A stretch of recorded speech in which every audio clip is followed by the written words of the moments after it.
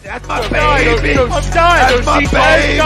We're going at it at 110%. I just want 5 minutes of happiness, please. Just give me 5 minutes. And they scored. They did it. Left.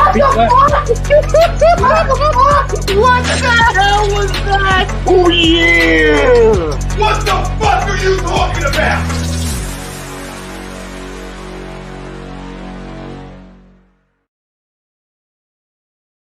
All right, what is up, fam? We are back. Another episode of the Weekly Roundup here on A2D Radio. I'm your host, Stephen Rochelle, as always, being joined by the guy who wants to be Mr. Eyebrow, Mr. Rock Jr. The people's champ. Yeah, the Rock, Mr. Zachary Burr is here. Remember the people's eyebrow? He used to do the people's eyebrow whenever he was like mad at a situation. He'd be sit there and just stare at somebody with the people's eyebrow. Like, that's what I'm doing right. This whole Eagles situation. I want to do two people's eyebrows. Yeah, we got a lot to talk about. Obviously, we're going to be talking about, the Super Bowl here, Tampa Bay, Tom Brady, Kansas City Chiefs, Patrick Mahomes, Andy Reid. Obviously there's a lot of situations surrounding the Kansas City Chiefs right now. So we're going to see, can the Kansas City Chiefs repeat as champions? Got a tall order ahead of them, and then Tampa Bay Buccaneers. Obviously, a lot of stuff been breaking over the last, couple days here with Carson Wentz, the Philadelphia Eagles. There very well could be a trade either before or right after the Super Bowl involving Carson Wentz. Obviously, we're going to have to address that. We're going to be joined by Rudy Reyes, obviously, during the season, very strong advocator of one Jalen Hurts. We had him on here. We gave him the business a little bit. Obviously, I think it's a good time to rehash our conversation because obviously the context of our conversation now has changed. You didn't tell me that we've had him on before. I remember that conversation. Yes. He still thinks Jalen Hurts is the guy he was trying to sell that day. Because if you think of it in the context of what he's saying, he is correct, right? He was going to be the quarterback moving forward, and here he is. But we also have. How do we even know that? How do we even know Jalen Hurts is going to be the quarterback moving forward? Yeah, we don't know. The Eagles could go and draft another quarterback very, very, very well. Trade Jalen Hurts elsewhere for other things. They could blow this whole thing up. We don't know. These are things that we're going to discuss over the next 2 hours. You're going to make my head explode before we even get to the conversation. We're gonna have some. You want me to get agitated and fired up today, Stephen? You want a show? You want some? I'll be putting on a show in about 20 minutes here. Okay, I promise you. Rudy's gonna get me fired up. We're gonna be going at it. I'm not in no mood to play around with people today. It's gonna be fireworks. Yeah, obviously, we're gonna have some Sixers talk. We're gonna talk some basketball. They had a rough few games. The big matchup coming up here tonight against the Brooklyn Nets. And going to be joined by MMA fighter, Featherweight, Amber Leibrock. Going to be a fun afternoon. Obviously, our show is brought to you by Specialized Physical Therapy. And he's our doc. Make him your doc. Dr. Paul Vidal at Specialized Physical Therapy, LLC. 2 locations in Burlington and Cherry Hill. He, like I said, he's our doc. Make him yours. I believe the voting's over, so I don't think I'm going to be plugging him to make sure you vote for him for his little thing there. And obviously back to the poll questions, and that is brought to you by another one of our sponsors. And many of us in our families deal with mental health and addiction issues. We're happy to support the counseling center at Sunrise Detox. If you need any help, please call 856-651-8117. And that poll question is, will these Kansas City Chiefs be back-to-back Super Bowl champions? Agree, disagree? Mr. Burr, let's get your comments on the topic this afternoon. A wise old bookie once told me, never bet against the GOAT. And the GOAT he was referring to was the one and only Tom Brady. So that was a conversation that was had before the Patriots. Your package is going out tonight, Don. I gotta get it to UPS. You finally got me linked up there, so I got you, bro. I had this conversation with that bookie right before the Patriots-Falcons Super Bowl, and as the Falcons went up 28-3 and slowly slowly, gave away that football game and we watched Tom Brady pull off the greatest comeback in Super Bowl history, those thoughts just have never, I've never forgotten that conversation. I remember laughing in the first half of that game. And then once Tom Brady came back and they won, I got a text from him. Ha ha ha! Never bet against the GOAT. So I can't bet against the GOAT in the Super Bowl. The only time I've ever been able to do it is when we played them because, you're betting with your heart and not your brain, right? And the heart won. But outside of that, it seems like it's not a smart investment to bet against Tom Brady. So no, the Chiefs don't go back to back. I'm gonna go with I have to disagree too. It wasn't like this about 2 weeks ago. Mahomes getting banged up, the concussion. Then you have the COVID scare with the barber. Then obviously, in typical Andy Reid fashion, there's some type of weird off the field situation involving his family that is somehow going to impact this team in some of the biggest moments. It's weird how cosmic that is it not? I don't know, man. It's that's like some weird. Almost it's so weird. Like you get all these reports. We all know Andy Reid is one of the best all around guys in football, and his kids have just had some of the craziest issues that he's done everything he could as a father, got his son Britt, obviously the coaching job with Kansas City, and it's man, these guys just. You talk about the addiction issues, right? Then we talk about one of our sponsors. I mean, it's hell. You can see, even no matter how rich, famous, whatever your dad is, Andy Reid had every possible resource to try to help his kids. It seems like it's the same old story, right? Addiction has found a way to not let them escape from its grasp. Because his other son, right, the one that passed away when he was still with the Eagles, had addiction issues. And now this one, it seems like the report with the hit and run accident is that he admitted he had 2 or 3 drinks and was also on Adderall. Usually when you admit you had 2 or 3 drinks, it's we all know what the deal is there. So, I mean, it's sad. I'm not trying to make a joke about it or anything. I mean, these kids have legit addiction issues. Rudy's already in the back. Let's pop Rudy and get this going. It's sad to see a guy like Andy What's up, brother? Considered, one of the best guys in football have to go through this. A lot of guys actually have to go through this. Unfortunately, you have a lot of situations where when you look at Steelers team, James Harrison had altercations with his girlfriend. You can look at all different various examples of what's gone on in the NFL from players who clearly just don't understand what it means to not be toxic, whether it's driving impaired, being impaired during a time of an altercation. You have to really watch yourself. Your P's and Q's, dot your I's and cross your T's. Recognize that you're not the only one who's being affected by any of this. It's usually the ones on the other end of the stick. They're the ones holding all the emotional pain and anguish. So think about that before you start driving, put yourself behind a situation that could be potentially deadly for you, passengers, and everybody involved. Just don't do it. Don't do it. Stay home. Call Uber. That's why they make those things. Lyft, Uber, anybody heard of those? Okay, just check. I mean, and it's not like it's a case where it's a money issue, like average Joes, like me or you, oh, that's really gonna put me in a spot. Like you guys have the wherewithal, the means, the contacts to be able to do that. Like, hey, dude, I can't make it. Are you around? Because this ain't gonna be good. No. I had too much, and it's messing with my medication. Is messing with me, and this ain't gonna be good. What is so wrong with admitting that you had one too many? Is there this thing this ego thing or something, or I don't get it. I just don't. We've lost so many people over the like both celebrities, friends, and anything in different from just in our personal lives from things. What are you thinking? Well, part of the issue with all of that is people drinking issues, anything like that. They don't realize just how bad it is. So you're drunk. Everybody else can see you're drunk. You don't realize how drunk you are. You're still fine in your own mind and your own being. You still think you're okay. Whatever you need to do. I can go drive. I can go to work. Whatever you're planning on doing in your mind, you're still capable of doing it. It's everybody else around you that it's obvious to that, it's a different situation.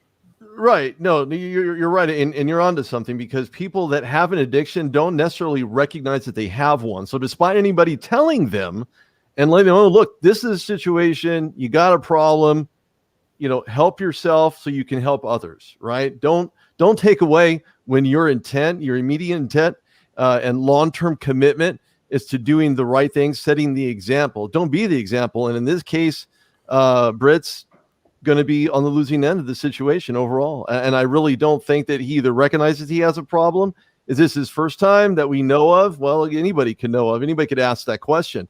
But the bigger question is how many incidents have there been reportedly, other than the one just aforementioned, where he will not be traveling with the team at all and incarcerated at this juncture, from what I understand. And I could be wrong about that. But he spent 9 or 10 months in jail or whatever in the past for some type of, I think it was substance related type of arrest or whatever. So I mean, he was part of Andy Reid getting him a coaching job and all that with Kansas City. It was supposed to be like part of helping him turn the corner, at least to my understanding, and it seemed like for a little bit he had. Because we remember all these stories in Philadelphia from when Andy was here. That when he was coaching here, and we knew a lot about his sons and unfortunate. We it wasn't like we were always trying to make fun of it either. Like it was, we always looked at it as like, man, like his kids, how unfortunate it is that they got these issues and they just can't seem to figure it out. It seems like Andy, again, like he's a good dude. You want you want to wish well, like dude, you would hope that his kids could figure it out. He could help find them a way to figure it out, and it just really hasn't been the case. It's been over a decade now since I remember these stories first coming out when he was in Philadelphia, and it seems like it's just the same old story over and over again at this point. And it's sad, really, that we have to keep sitting there having it, and like and it's like one of those things with Rudy. It's like how's it this guy who's such this great leader of men and all his players like from Philly to Kansas City, just like they would literally probably take a bullet for Andy, and then you see this other stuff, and it's like it can't like the two can't be connected, but like at the same time, it's like, what has Andy done wrong cosmically that he has the kid to need to have this happen to his family? I don't know how many opportunities or lack thereof you're going to have as an individual to recognize that. Again, going back to what I was saying earlier, is what it really takes to recognize that there's an issue, there's a problem, and I think it's a lack of recognition. I think that has more of an effect on than probably anybody else can imagine. So I think that when you look at the situation, if he'd been incarcerated before, I could see this as being a repeat offender situation. Charges could actually be filed and not just pending based on the investigation. But the fact it's going to take up to 3 weeks, that's a little long. And I know the proceedings based on the Super Bowl and things of that nature, but if you're investigated, do it now. Why 3 weeks later? That doesn't make any sense to me either. I mean, it's the same reason why we're waiting a year for the results from Kobe's crash. You got to dot your I's, cross your T's, and make sure everything's done. Mumbo jumbo. Come on, man. You know that. When the public eye is on you, everything takes longer unless it's a setup. Then it's immediately said that it's already, this is this or this is that. Come on, we all know how that is. We all have two eyes. We've been around in life long enough to know. Well, it's all about Andy, you think it affects things?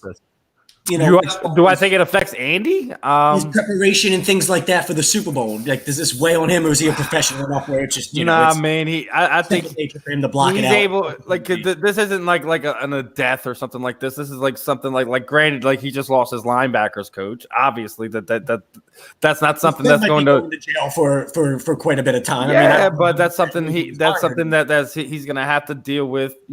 Coming down the road, and if it's something that affects him, then yeah, you might see Andy step down or something like that. I don't think it's going to affect them Sunday. I think if the Tampa Bay Buccaneers beat the Kansas City Chiefs, is going to be on their own merit, not because of the off the field stuff. If anything, you could say the injuries will have more of an effect on it than the off the field stuff. Correct? Well, actually, you could probably beg the question. It really depends on how connected, what the relationship is between him and his brother. Brett, when you look at Andy's just a big teddy bear guy, right? Some people, there are a lot of memes out there with him holding hamburgers. We got coming in here with a peace win for you, Zach. There's like this this zoom on your face, with like a painted background or something, and instead of using a mask, you're using a face shield. And I'm sure that thing got heated up quite a bit, at least from what I've seen him wear it initially. He got fogged up. Man, where's that wiper blade in front? But in all seriousness, I think this is going to weigh on Andy just a little bit, and to the extent that could affect game time decision-making processes, because that position coach is not there. So now you have to have somebody fill in that you may or may not be familiar with, and then in turn recognize their strengths and weaknesses and try to. But it's something you think your defensive coordinator could kind of just pick that up. You know what I mean? You would hope, right? It could be. I mean, predominantly, it's not like he's been at that exact position his entire career. He could have moved over from maybe defensive back coach or another highly ranked, highly watched position coach perspective. Someone tweeted down here, the loss of brother and Annie and son back in 2012 make a family stronger or crumble them. The siblings probably lost their glue when their brother passed it really rough. Yeah, I have to agree with you, Ted. There's a lot of things that weigh on Andy and weigh on family members when deaths happen in the family, regardless of what that is, albeit cancer or COVID or anything else. And of course, during these times, they're not letting anybody see anybody who's passed away from COVID. It's like a personal tribute or create a DVD or something like that. But oh man, I've had a friend who was murdered, and I've talked to some friends that like we don't have a funeral, we don't have any word when there's going to be a funeral viewing or anything. I'm like, yeah, so if it's been over more than 2 weeks, you're pretty much going to be talking to a box at this point in time. Yeah. So we'll see what type of adjustments Andy makes. I mean, you really think about it, like when you go through it all, is like what we trivialize, the sports things of the nuances of what COVID is, but at the end of the day, there's people who have real issues of not being able to mourn losses and do things like that, and we've got to think about big boss man Tommy, because he's about to have a baby going on the way, and all the hoops Tom has to jump through to make sure everything's done right, and it's crazy. So, like I said, we already had the scare this week with the barber, right?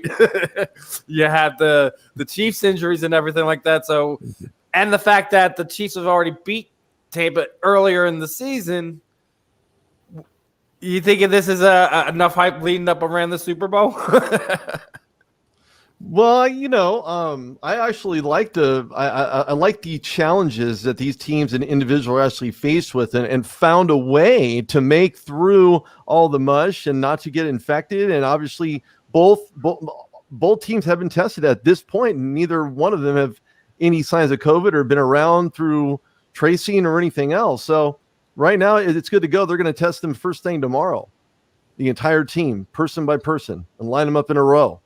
And there you go. And that should be the answer. So if they can do this and pull this off without any COVID outbreak whatsoever, with high profile position players, Kelsey, Brady, Mahomes, and the like, you're probably going to see those guys test, probably double tested, just to be sure that they're good to go. But I could be wrong about that one. Yeah, I mean, I think you want to be double. I'm with you. It's the Super Bowl. They're gonna make sure everything is. I think they're gonna get tested when they get off the plane, and then Sunday morning they might test them again. It's like good morning, good night. Okay, test. Before you go to sleep, there's a test. I wouldn't be surprised. I wouldn't be surprised if they would have to go through multiple tests in case of the false negative or false positive, etc. So yeah, I would like to see that. So, I mean, we're in this weird situation where we're looking forward to the Super Bowl that could very well get canceled or pushed back. Leave the cannons in the barrel. And as you're saying that, that's another issue I gotta talk to you about. All right, so this is the first time we've had a neutral site where you have the home team in their home stadium, but as the visitor. And when you have those unique situations, you think the NFL would let some things go, right? But you're hearing that they're not going to let the Tampa Bay Buccaneers fire the cannons off. What is this is why I sit there and say, the NFL doesn't think these through sometimes. Dude, let it go off for both the teams. You're in a neutral stadium. Who cares? Yeah, I think it's going to show favoritism, toward the home team. But to be quite honest with you, I think it's protocol. I really think it should happen. I really do. It just makes sense. It makes it for much more exciting. That would be like going to an all-star game and there'd be a home run and the bell not going off at Citizens Bank Park. Like, hello. I disagree because an all-star game, I mean, you're talking about it being it's completely neutral. I get you there, but still. Like they're either shooting the cannons off for both teams scored a touchdown or you're not shooting them off. I mean, this isn't the Bucs home stadium in this sense. Like, you know what I mean? It's just the host of the Super Bowl. Would you think about how weird this is? Like, you would have to literally move, like for 2 weeks, you have to move your stuff over to the other side of the stadium. I really wouldn't give a fuck one way or another. I really wouldn't. But I think people are making way too big of a deal of the fact, why wouldn't they let the Bucs do that? Because why would they let the Bucs do it? Fuck you. It's a Super Bowl. It's a neutral site game. That's the way the fucking shit's gonna work. Good for you that you're the first home team, like the first team to ever play on the home stadium. Yes, exactly. Right. So give them a concession. Privileges, though. Like, what other? Name another team that has some specialty that would they do something like that? I mean, a lot of teams, like the Panthers, have a roar that goes off throughout their stadium anytime they score a touchdown.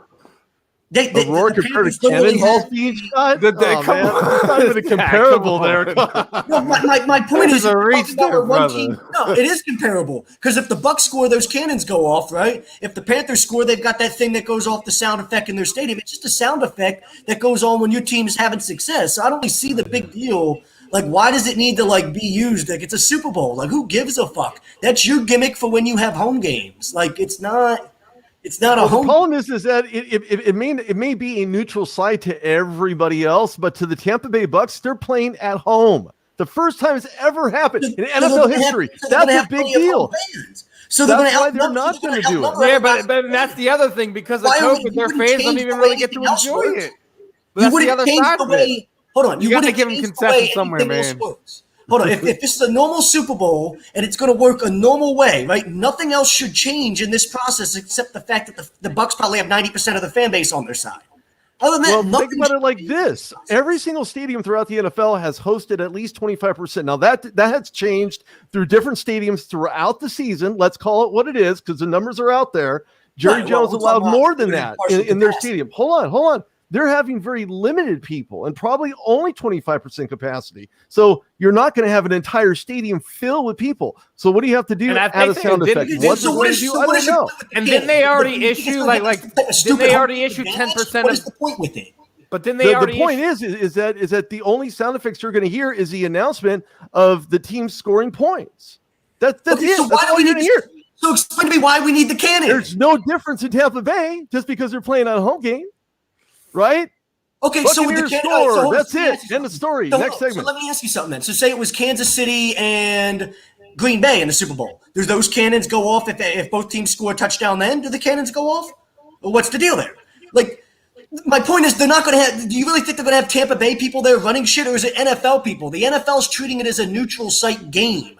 They're not treating it as Tampa's people being able to run shit. You're not going to put Tampa's people up in the sound room making sound effects and shit. Like, I think people are making too big of a deal of that. The NFL is going to treat it as much of a neutral site game. Actually, Ted corrected me. They're not the road team. I thought they were put in there as the road team. They're in the home team. But my point, right? Yes, and it designates every year home team, away team, yada yada yada. But the point is, the NFL always treats it as a neutral site game. I get so it's the first time they've been there, so now it's not a neutral site game because it's the first time that we've had the host city. Okay, you could still have everything neutral site and still have the cannons go off for the Buccaneers. Dude, it's not much of a concession. I think it's not much of a concession when you're already having to give up a percentage of your. So I'd rather just go off every time there's a score because it adds to the whole picture of the whole show that we're putting on TV at that point. If you want to talk, well, okay, fine. So, but on the rule side of that is that it's more of a help, like some type of advantage for the home team if those cannons do go off. So there's no reason to even have them on to begin with, regardless of that. I think it's stupid. Like, I don't think it's an advantage. I think it's stupid. Like, I think that's a stupid. I mean, but if they just want to say that and say that it's an advantage, well, I think that's dumb. If they're just sitting there and saying, hey, like, we're not shooting off the cannons because this is the Super Bowl and not a Bucs home game, Okay, I can understand that. And I wouldn't give a fuck if they shot him off either way. I'm just saying I think people up in arms about it are making a big deal about it for no reason. Yeah, but there's a whole lot to do about nothing in that regard. You're right. There's a whole lot to do about nothing. I mean, if you're going to do it for one, you do it for the other. You know what I'm saying? Yeah, I hear you. You have a very valid point. I think that when you look at this game, when you look at more than just the sound effects that are going to happen or lack thereof during this game, you have the ultra goat going for his seventh Lombardi. Seventh Lombardi. Seven. I just said seven. The Steelers are on their way to 7, but they got detoured by a lack of running game, which made them predictable. But when you look at the road and how these guys have gone there, first time 2 winning Super Bowl quarterbacks, both MVPs playing this game. This is the first time it's ever happened. You have a lot of first in this game, and I think Kansas City has this thing called run it back. I think run it back is good. I don't think anything is wrong with that. I actually like that. You're going to run it back. You're going to go from the top. For what it's worth, Zach, Ted agrees with you. Ted agrees with me. Now, maybe that means I'm wrong here. If Ted's agreeing with me. Why? Because you two are normally are like on the opposite mind. I've won Ted over. Look, Ted likes me now. Ted's like, Zach, hang in there with those haymakers with me. He's cool. Now you were talking about your Steelers, and we've been talking a lot about the Super Bowl, and obviously there, there's a point to today. The first time we had you on was kind of the breaking down of the Carson Wentz relationship before our very eyes, literally the infancy of it. If you go to speak for the public, right? So So now we go back and look at it because obviously the whole context of that conversation is officially now changed, right? Between the coach being ushered out the building to even the fact that bringing in somebody that is for all intents and purposes favored for one Jalen Hurts. Now you're looking at all the rumors running around. Oh. Nick Foles is coming back. They're going to make a trade with the Chicago Bears. He's going to the Colts. And all this reminds me of is everything that happened with James Harden in the Nets a few months ago, where he was coming to Philadelphia. It's a done deal. And a couple hours ago, we're like, all right, where's that announcement? Because everyone has these sources, right? And it goes back to something I seen Dan Patrick said. This was the Eagles putting feelers out to see who was going to offer them anything if there was a market. Oh wait, hey, there is a market for this. Is this something we want to do now? And over the go ahead, bro. I'm saying the Matthew Stafford trade created that market, right? I mean, I agree. That's kind of I think that's kind of what happened here. You see kind of like they seen what the Lions and the Rams just did with that was like, oh, hold on, because if you really think about it, when we talk about where Carson Wentz is, where his future should be, it should be Matthew Stafford is what you look at. If you're talking about their career trajectory so far, they've both been guys that have been banged up a lot, tried to play through injuries, constantly talking about how banged up they are and the yada, yada, yada with that. Constantly not having the right team around them. There's been a lot of a mess here. The Lions have been a mess as an organization. We've been a mess as an organization for the most part, especially since the Super Bowl. We're not a mess. We're an absolute train wreck right now. Let's be honest. We're an absolute train wreck now. Right? You kind of talking about similar situations. You guys were where the Browns were 5 years ago. I don't think he's in the elite category, right? No, but we're starting all over again. If you look at this, Rudy, look what Howard Roseman did. He gave up all that draft capital to go get Carson Wentz, then go sign him to this contract, and now you're going to go get rid of him again. Are you serious? We're starting all over again. You might as well go take us back to 2012. This is what you're effectively doing to us. You basically erased the last 8 years. Well, look. When we had this conversation, as well in context as you've probably been able to put it, I'm going to say it like this. I told you so. And I knew it was going to happen because Jalen Hurts was the unproven drafted quarterback. You cannot allow this tomfoolery attempting to make every single pass happen when wide receivers don't fight to get open and you don't have the weaponry around you. It was Jalen Hurts' time. Did it hurt at times when there were still wins over losses? The bottom line is that Hurts was destined to be put in because he was drafted for that reason. And the minute Wentz fell off the wagon, no pun intended, we're not going back to Britt Reed, not the same type of wagon, but the wagon wheels that he needed to get out of very short yardage situations. His line did not do him any favors. He did not scramble appropriately. He did not scramble accordingly. It just was an absolute train wreck. You're absolutely right, Steve. It is a train wreck. But I must say this. Look at it like not even from just the quarterback situation. You just look at it from top to bottom. Like, you can't tell me that there's anything that you're happy about looking at from the like, regardless of us Eagles fans, like even the outside looking in. You can't tell me there's something you can hang your hat on. Like, this is something they can bank on in the future.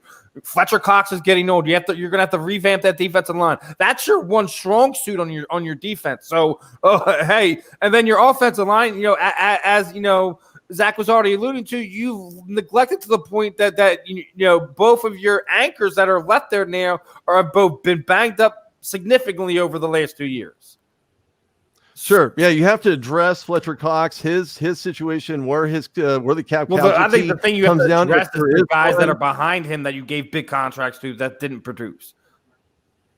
Right. Well, and Fletcher's been the constant, but you stated he's getting older, he's getting aged, he's getting banged up. It's time to really move on from Fletcher, to be quite honest. I don't think he's the one that goes. I don't. That he's not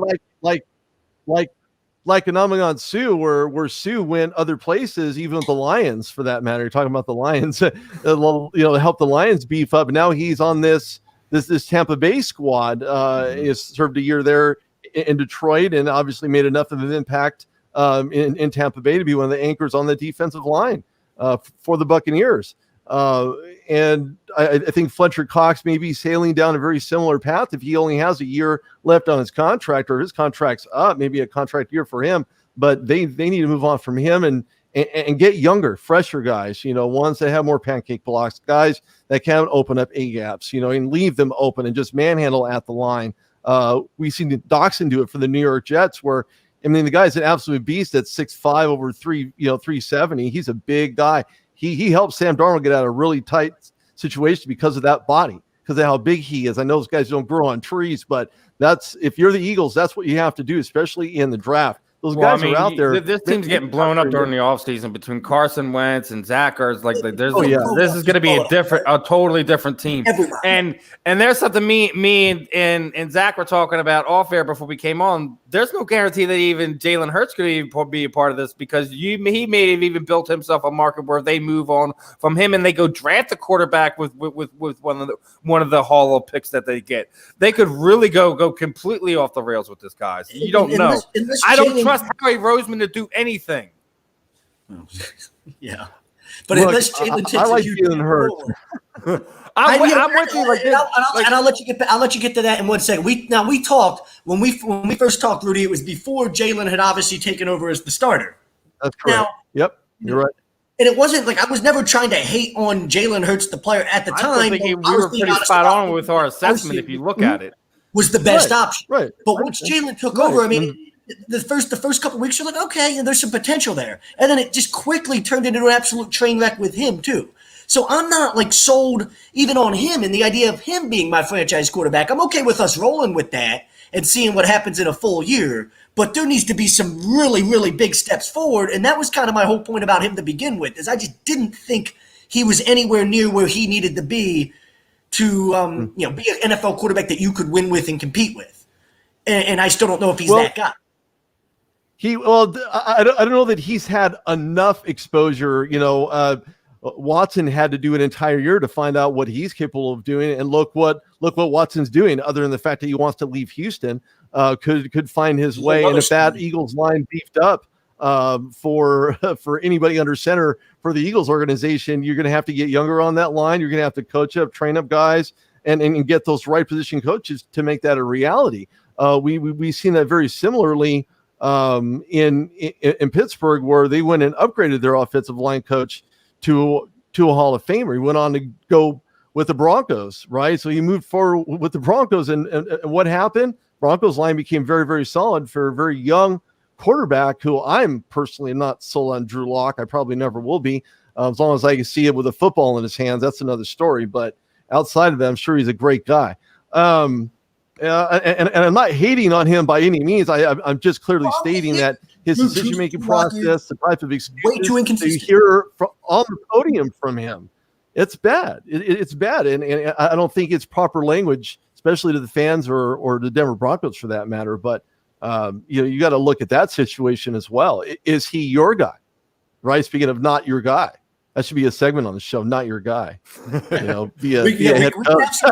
Well, and speaking of real quick before we go too far ahead of ourselves, I want to real quick a word from one of our sponsors, and new sponsor here. It's over here at Body Check Wellness. They're a line of CBD products, and specializing in wellness, balance, and recovery, using a full potential of hemp.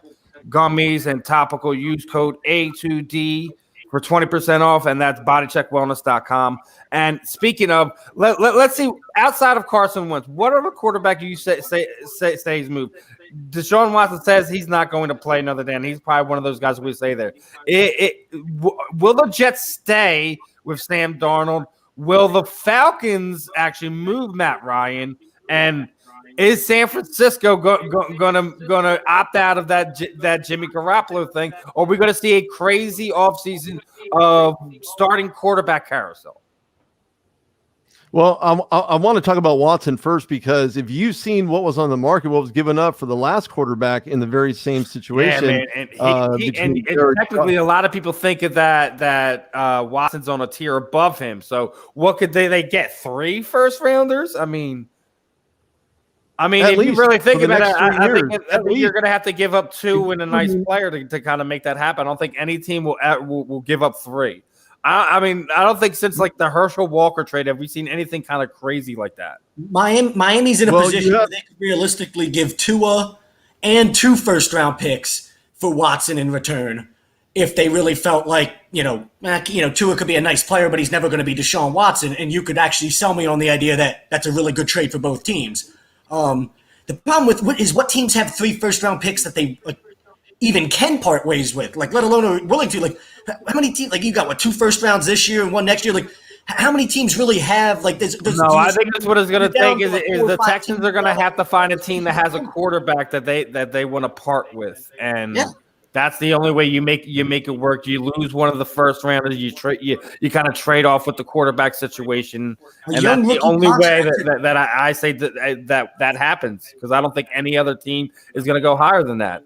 But how does Carson get made into the bad guy in this situation? And somehow Deshaun Watson isn't the bad guy in his situation. I don't blame either one of them. This is the nature of the business. You got to do what's best for you, because guess what? The organization's doing what's best for them at all times too. It's cutthroat like that. It is what it is. If you feel like it's best for your career to get the hell out of your situation, you got to do what you got to do.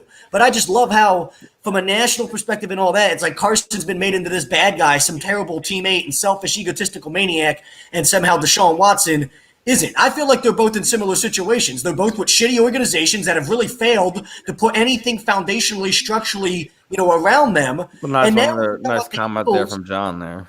Now, if you're talking about the Eagles saying they get rid of Wentz, they're almost about to do the same thing to Jalen Hurts. Whether you like Jalen Hurts or don't like Jalen Hurts, I don't like the idea of them bringing in a Nick Foles to all of a sudden have Jalen Hurts have to look over his shoulder every single time he makes a little mistake, because we all know we've got a maniacal fan base that's on their knees ready to blow Nick Foles every chance they get. What sense does it make as an organization to bring in a guy like Nick Foles? You just did this. You just went through this with your other franchise quarterback. So now the new franchise quarterback, Jalen Hurts, is going to have to go through the same goddamn thing. Why? This is what terrible organizations do. And I agree, Zach. I've been saying it since the draft. He's Tyrod Taylor, which isn't an insult. That's not an insult. Tyrod Taylor's been in the league for over a decade and has started for multiple teams and took a team to the playoffs. So I don't think that's an insult. But you're not going to sell me on him being Russell Wilson. I think he's much closer to Tyrod Taylor. But that's all irrelevant in the situation. If we're just talking about what the organization's trying to do to help him, they're not doing anything. I don't think. Listen, like I said, Jalen Hurts is in for a lot of hurt between the offensive line. You gotta hope that Sirianni kind of goes back to that bubble screen, sweep game. Using the running game a lot more, using the back a lot more out of the backfield. Because if not, Jalen Hurts is going to be in a lot of trouble.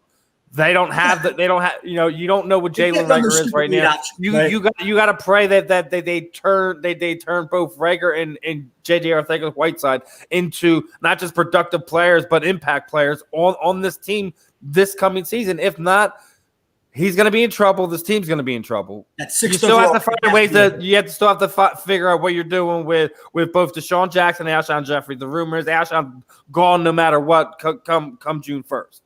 So, I mean, get all of them, dude. Like really, it's like seriously, like drain the swamp, right? We had a guy that was very prominent in this country for the past 4 years that said that, right? If we're gonna steal that term, just blow it up. Just drain the whole fucking swamp. Then everybody, Alshon can go.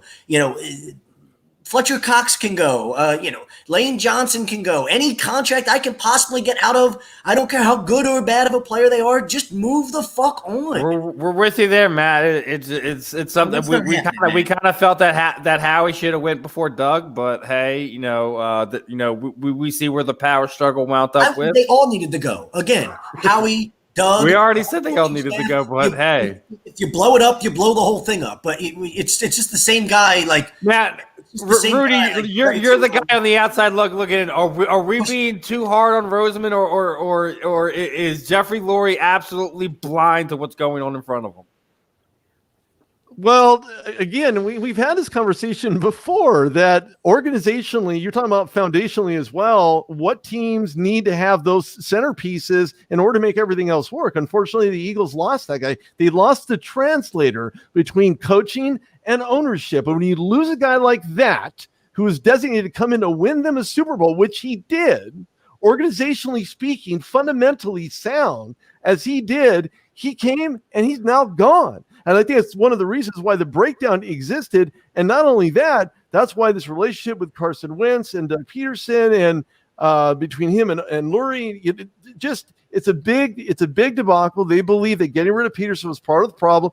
And then you overturn this all by saying, you know what, Carson Wentz, it's been fun. It's been real, but it hasn't been real fun. I mean, yeah, so he has a ring, but is he the one that won the ring? No, Foles did. That's already been established. We know that. It's past history. Let's move on from that. They need to they need to restack this offensive line. They need to get rid of Cox. They need to get somebody. I don't know if you're being too hard on more one than the other, but I think when it comes to what they need to do, it's a lot easier said than done based on what they know they have to do and what they. Where do you think he ends up? All the rumors aside, you hear Chicago, the Colts. You hear you don't know if like sleeper teams end up in there. Like your Steelers could want to be in a destination. Atlanta, you could see making a move. You could wind up seeing him in New England. Anybody can use a guy like him. Anybody can use a guy like him. I mean, we see what happened in Green Bay, right? They released Mike Daniels. So what does Mike Daniels do? He goes to Detroit, plays there for a year. Comes down, plays with the Bengals for a year. Will he be back? Nobody knows at this point. I think it's too early to count because everything else is kind of taking precedence, right? We're looking at this possible Wentz trade and, Goff and they just seem to switch around. And now you have Matt. It's just right now too early to tell who's being hard on what, but I know that in the upcoming months, you're going to see the draft and these teams are going to take guys to the next level by having the right coaches in the position they believe will be the game changer, and that includes the Eagles. Yeah, I think it's a really weird and interesting situation where we're in.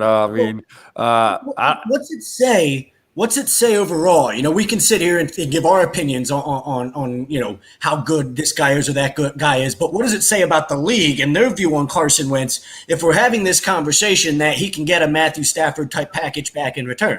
Obviously, the consensus seems to be from the executives around the league that the guy's still a damn good quarterback. Hell, if he probably didn't, have the 4 years, $128 million contract, and it was a lot more team-friendly contract, we'd be talking about 2 first-round picks and that type of return. So it seems like there's people around the league that still. Well, they're actually working on that. They're working on that. Yeah. Right. No, I completely agree with you. And they're working on those numbers right now. We're looking at Drew Brees also putting the retirement name in the ring, right? Because he's like, you know what? I'm that's done. kind of the one. At least I have a ring. There are other players that have left, other quarterbacks, your Warren Moons, your Marinos, that have left the NFL ringless. He has one. He has one more than most quarterbacks that did not get one, right? So let's put that on the table. So you could ultimately, seriously, you could actually see this being the case, restructuring Wentz's contract in Philadelphia to send him packing somewhere else, because it looks better to a team that you're trying to reach out to that are making inquiries, including the Bears. The Bears have formally inquired. But there are other teams as well in play that are not being mentioned. Now, I'm exactly with Eagles fans on the other side of things, despite how bad these things are. And you already said it. Carson Wentz is a commodity no matter where else he goes. Problem that this thing is exactly what this thing is going to haunt this team for years if they don't get the picks right in their return. Even if we do get the picks on the right way. Well, no, like it's either Jalen Hurts has to be the basically Russell Wilson 2.0. He has to be that guy now. Or this whole thing will fucked up for a long time. I said that's the other side of this. Like, as hard as we are on Carson, the pressure that is now on Jalen Hurts is 10 times more that because of how we are in the city on football and on quarterbacks. We got people killing the kid. The media is tough. The media is tough out there in Philadelphia. You talked about the same thing out in New York. Very tough media critics are the ones to, say or whatever breaks off. Man, we have people chiming in left and right. Well, Eagles fan 85, it's not going to haunt you unless you can get out of that contract and work through it to make it look smaller, more appealing to other teams. We just talked about that. Thanks for chiming in there. But when you look at Watson, again, Watson's second year, his third year, his fourth year in the NFL has been absolutely outstanding. He's making those plays. He's scrambling. He knows what they don't have. He understands who doesn't do what or can't do what. He doesn't make exception to that. He's out scrambling. If Watson doesn't get 4 first-round picks, I'm saying 4. Someone's going to dump this with 4, right? 4 first-rounders, 2 second-rounders for the next 2 years. That's it. Should break all type of trade return value we've ever seen. Like, it's going to be unprecedented in the trade return value that we see. But the Deshaun Watson thing, I mean, you compared, the Hurts thing with Watson a little bit, and how it took Watson, like a full. And what I don't like about that is I think, like, if we're just using our eyes, like, there's certain things you can get better at as a quarterback, and there's certain things you can't. Jalen Hurts' arm strength is suspect. It's suspect. I thought his accuracy would make up for it.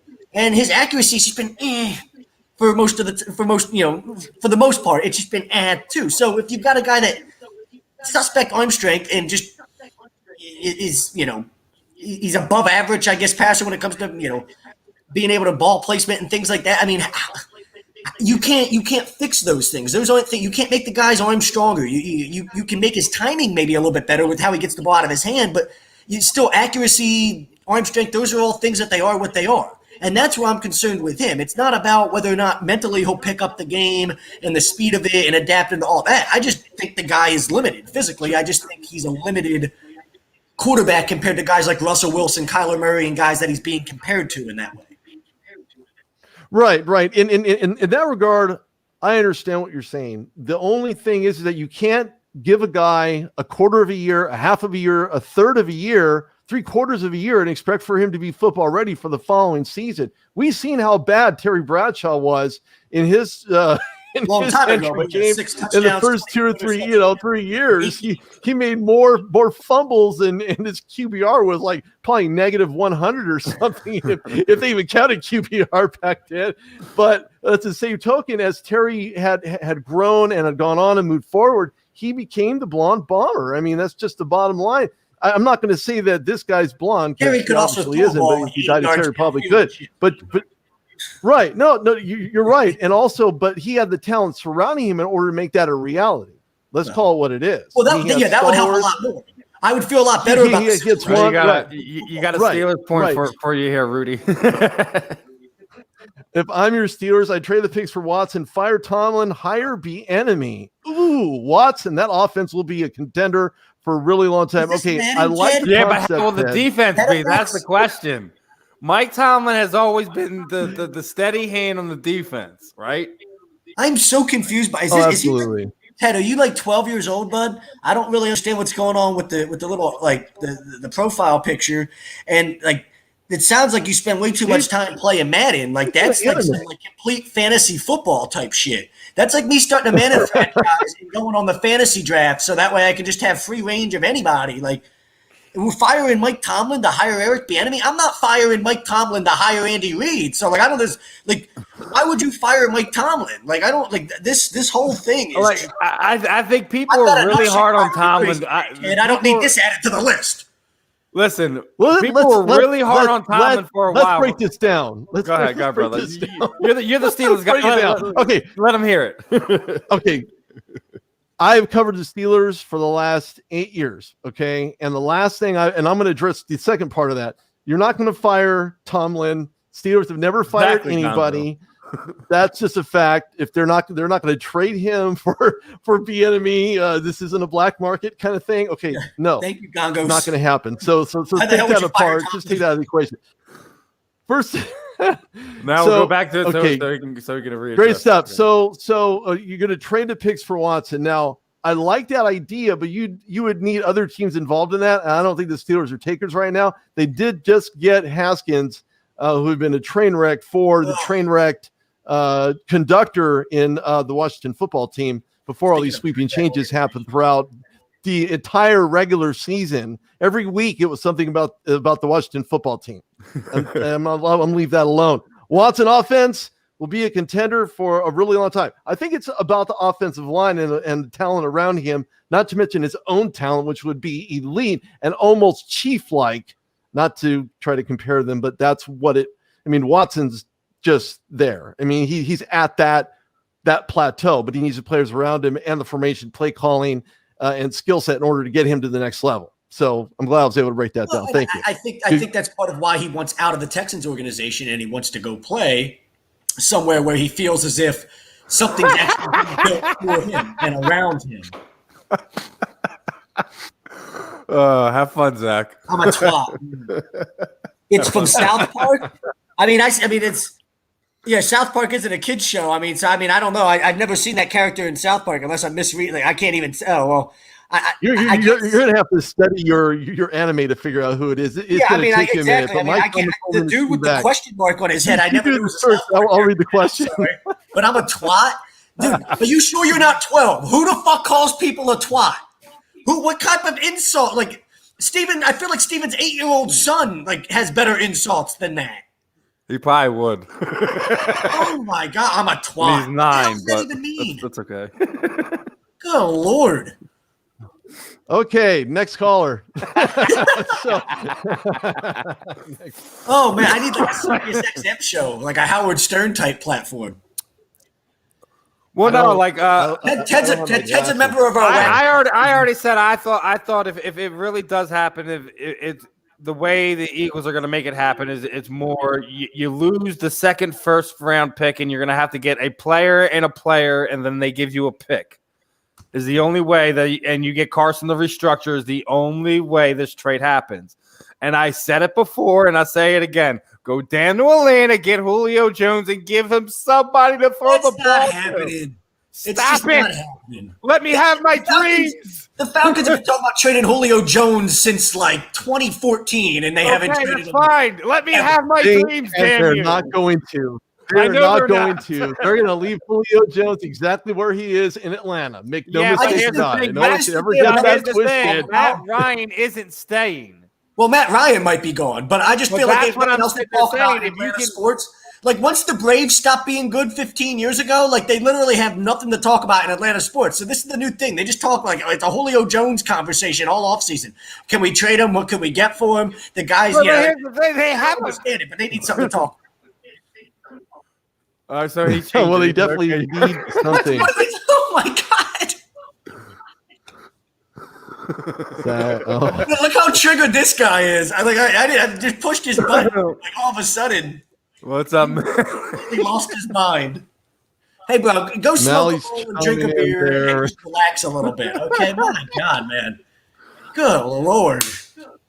So, yeah, you know what? The NFL certainly done everything they can to help kind of bring this Super Bowl to fruition. A lot of players, a lot of teams handling a lot of COVID issues throughout the regular season. There's a lot of teams that were affected by it. My team was affected by it. Not that they were the carriers, but the players on the other teams were the issue as to why the Steelers weren't able feel like you guys to play against Baltimore. Are you sure that Juju Smith-Schuster wasn't hanging out in strip clubs, dancing up and twerking up TikTok videos on hookers and strippers and shit, and catching himself with COVID, and it just somehow was kept a little bit better of a secret than what happened with Dwayne Haskins in Washington? Because speaking of off the wagon, I think that kid's pretty damn close to off the wagon, man. Somebody's got to slap some sense into him. Yeah, I really think Juju Smith-Schuster needs to tone it down, especially heading into the next season. We see what happened. He was dancing on those logos in the center of stadiums throughout the regular season. That turned out to be very, very bad. Bad Even news. T.O. can't get away with around. it. T.O. can't get away with it. There was You're nothing. not getting away with it, right? Like No, T.O. no, can get no, away you're with not it. going to get away with all it. Yeah, time. exactly. You know, if he can't get away with it, even don't even try. like Tomlin stepped in. Tomlin said, "You're not going to do it." Tomlin stepped in. And that's what I like about Tomlin. You got to tone this down. It wasn't a debate. No, it was no conversation. It was Tomlin saying, "You need to do this, and you will do this." That's it. Yeah, stop. It wasn't about Juju with a reprieve of any kind. It was Tomlin saying, "You know what? You're done. Stop doing it. Let's go play football."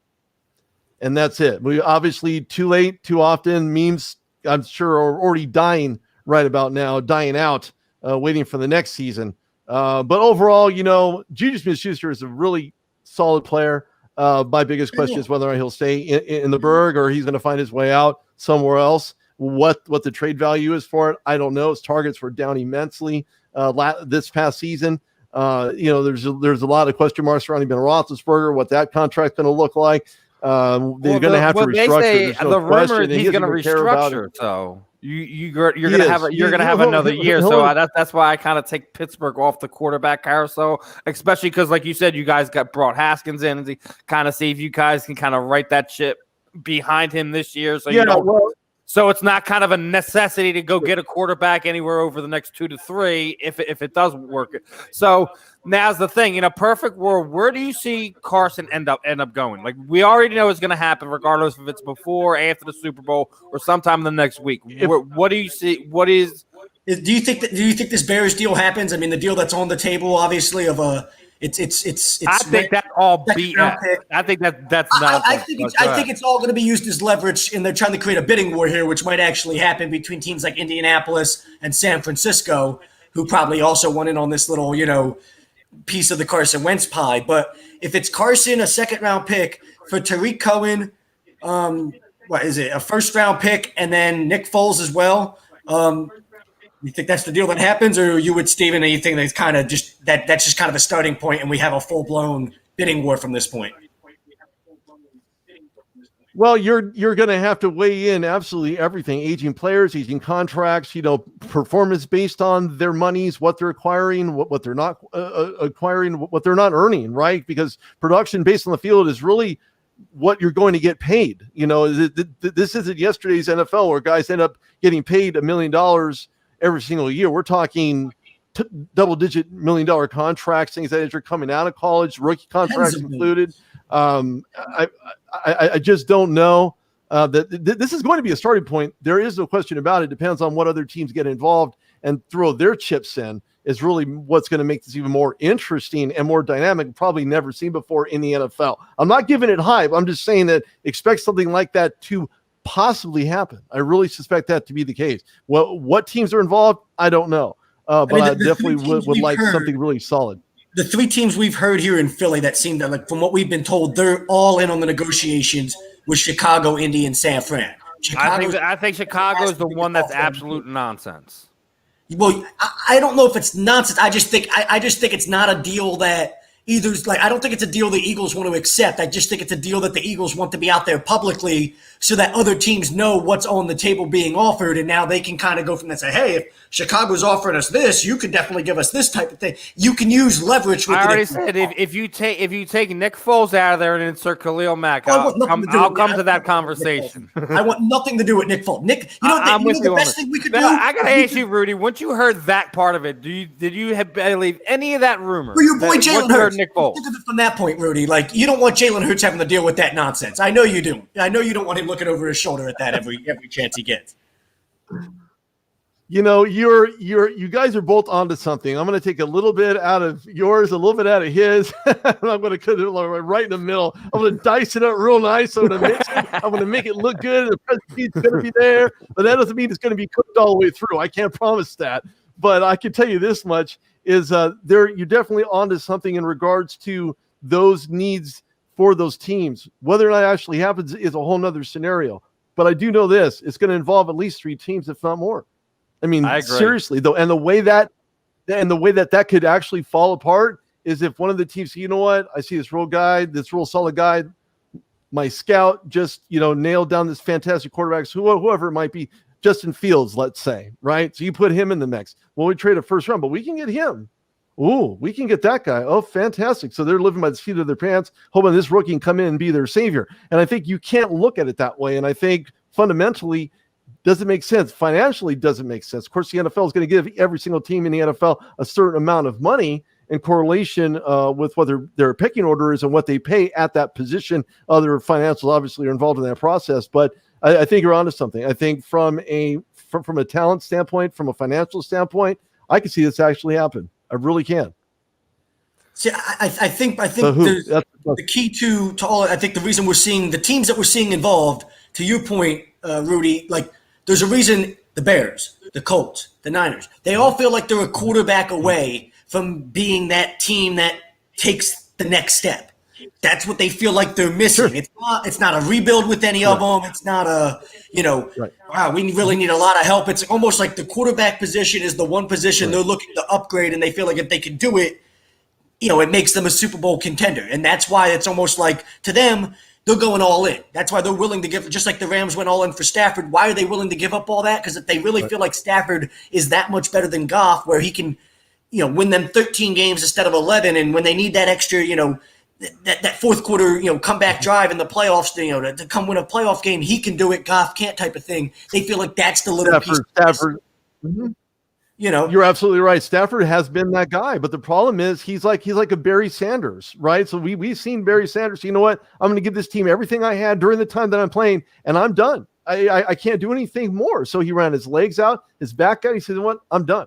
I got to retire." He did not play another down for another team. So look at it like that as well. Goff is not the guy to get them over on the 4th down situation. He's not going to be the scramble, the one that's going to take that massive hit getting into the end zone. I think it makes more sense for Detroit because they need a guy who can handle short yardage situations, a little bump around on the outside, double tight end set, maybe a slant receiver on the left side, maybe a little curl route to get the first down. Goff's that guy. He needs to get to the next level.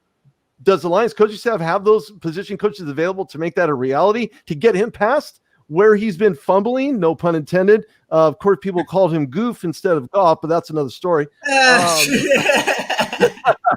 But in all honesty, that could be Detroit's savior right there, to be quite honest with you, especially if Detroit goes about it the right way. Historically, they have not. They struck gold with Barry Sanders and maybe one other player, but that's about it. However, on the other side of that coin, and you just mentioned Matthew Stafford's been that 4th down driver, the one in the 4th quarters, like 4th and inches. Who am I going to give it to? I'm going to take it in myself because he can't. That's who Matthew Stafford is. I think Sean McVay likes that, right? He likes that hard nose, punch you in the mouth type thing. He'll take a punch in the mouth and get back up. He's a blue collar player. And Jared Goff's he's a blue collar player. Goff didn't take Stafford that. Right, exactly. Right, exactly. Matthew Stafford is maybe not as tall, but he's a thicker, wider, more athletic guy. Exactly. He can get those things done like Jared Goof, Goff. I don't know what you want to call him, but as long as he's in the Detroit system, it may be a Goof situation depending on what Detroit does in the draft. Right? Seriously. It's so low pressure. It's so low pressure in Detroit. They've been so bad for so long. He could literally just be average there, and nobody's going to give a fuck. Oh, okay, you're better than a lot of guys we've had, type of thing. Like, it really is low pressure for them. Like, they would love to build a Super Bowl roster, but it's not like when have they ever had one? You know what I mean, type of thing. So for them, they just want to be in a position. They got a guy with a solid quarterback as they try to do this rebuild with a bunch of draft picks. That's a good situation for them. Whereas LA's like, no, we need to take the next step. Like, we've already, we've plateaued, right? We were a Super Bowl team. Now we're not. We've kind of plateaued. What is it that we can do to get better? Jalen Ramsey they brought in, hoping that would help. It did. Made them a playoff team again. They made another deep playoff run. This has to be, if 4 years from now they don't win a Super Bowl, it's almost like, oh, well, this is a terrible trade, right? You went all in to try to win a Super Bowl. It didn't happen, and you fucked yourself over for the future. But if they win a Super Bowl in that time, nobody gives a fuck. Great move. You got a Lombardi trophy. Hopefully they just don't build a fucking statue outside, the stadium like we did, because that's the biggest problem here, folks. We need to bring the attention back to where it really needs to be. What really started everything going downhill and making us turn into a complete train wreck. God damn you, Bud Light. One fucking Super Bowl. One that we were going to build a statue of a backup quarterback and the head fucking coach. What is this? I said it once. I said it again. If it should have been a vetting one, it should have been a Brandon Graham strip sack and freaking Brady. You couldn't have picked a better moment. But real quick. Let's get our sponsor read in here real quick. And obviously, again, as many of us in our families deal with mental health and addiction issues, we're happy to support the counseling center at Sunrise Detox. If you guys need any help, please call 856-651-8171. And let's get back to it.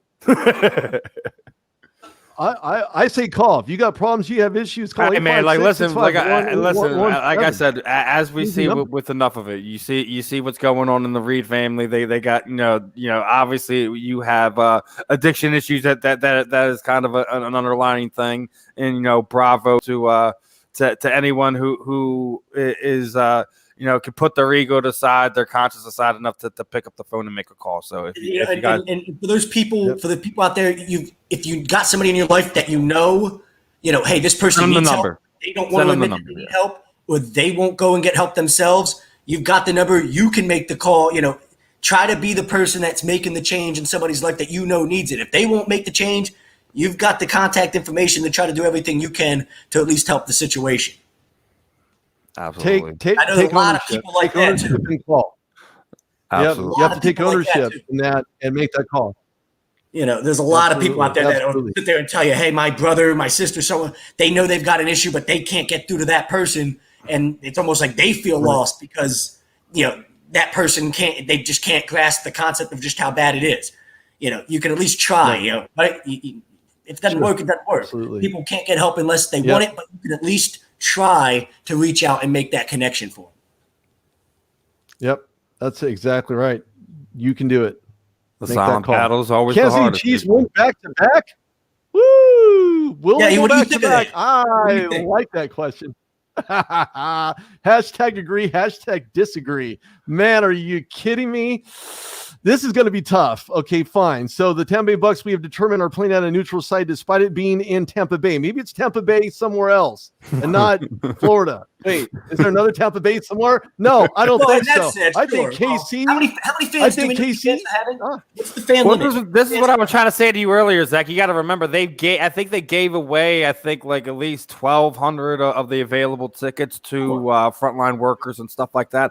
So in reality, a bunch of advertisers, a bunch of people that pay money for the NFL. There's going to be all those people. The direct family of the players and stuff like that. And you maybe have about 2,000 fans. But maybe. I don't feel like so what you're saying is to make up for that they should get the cannons to make. I don't know.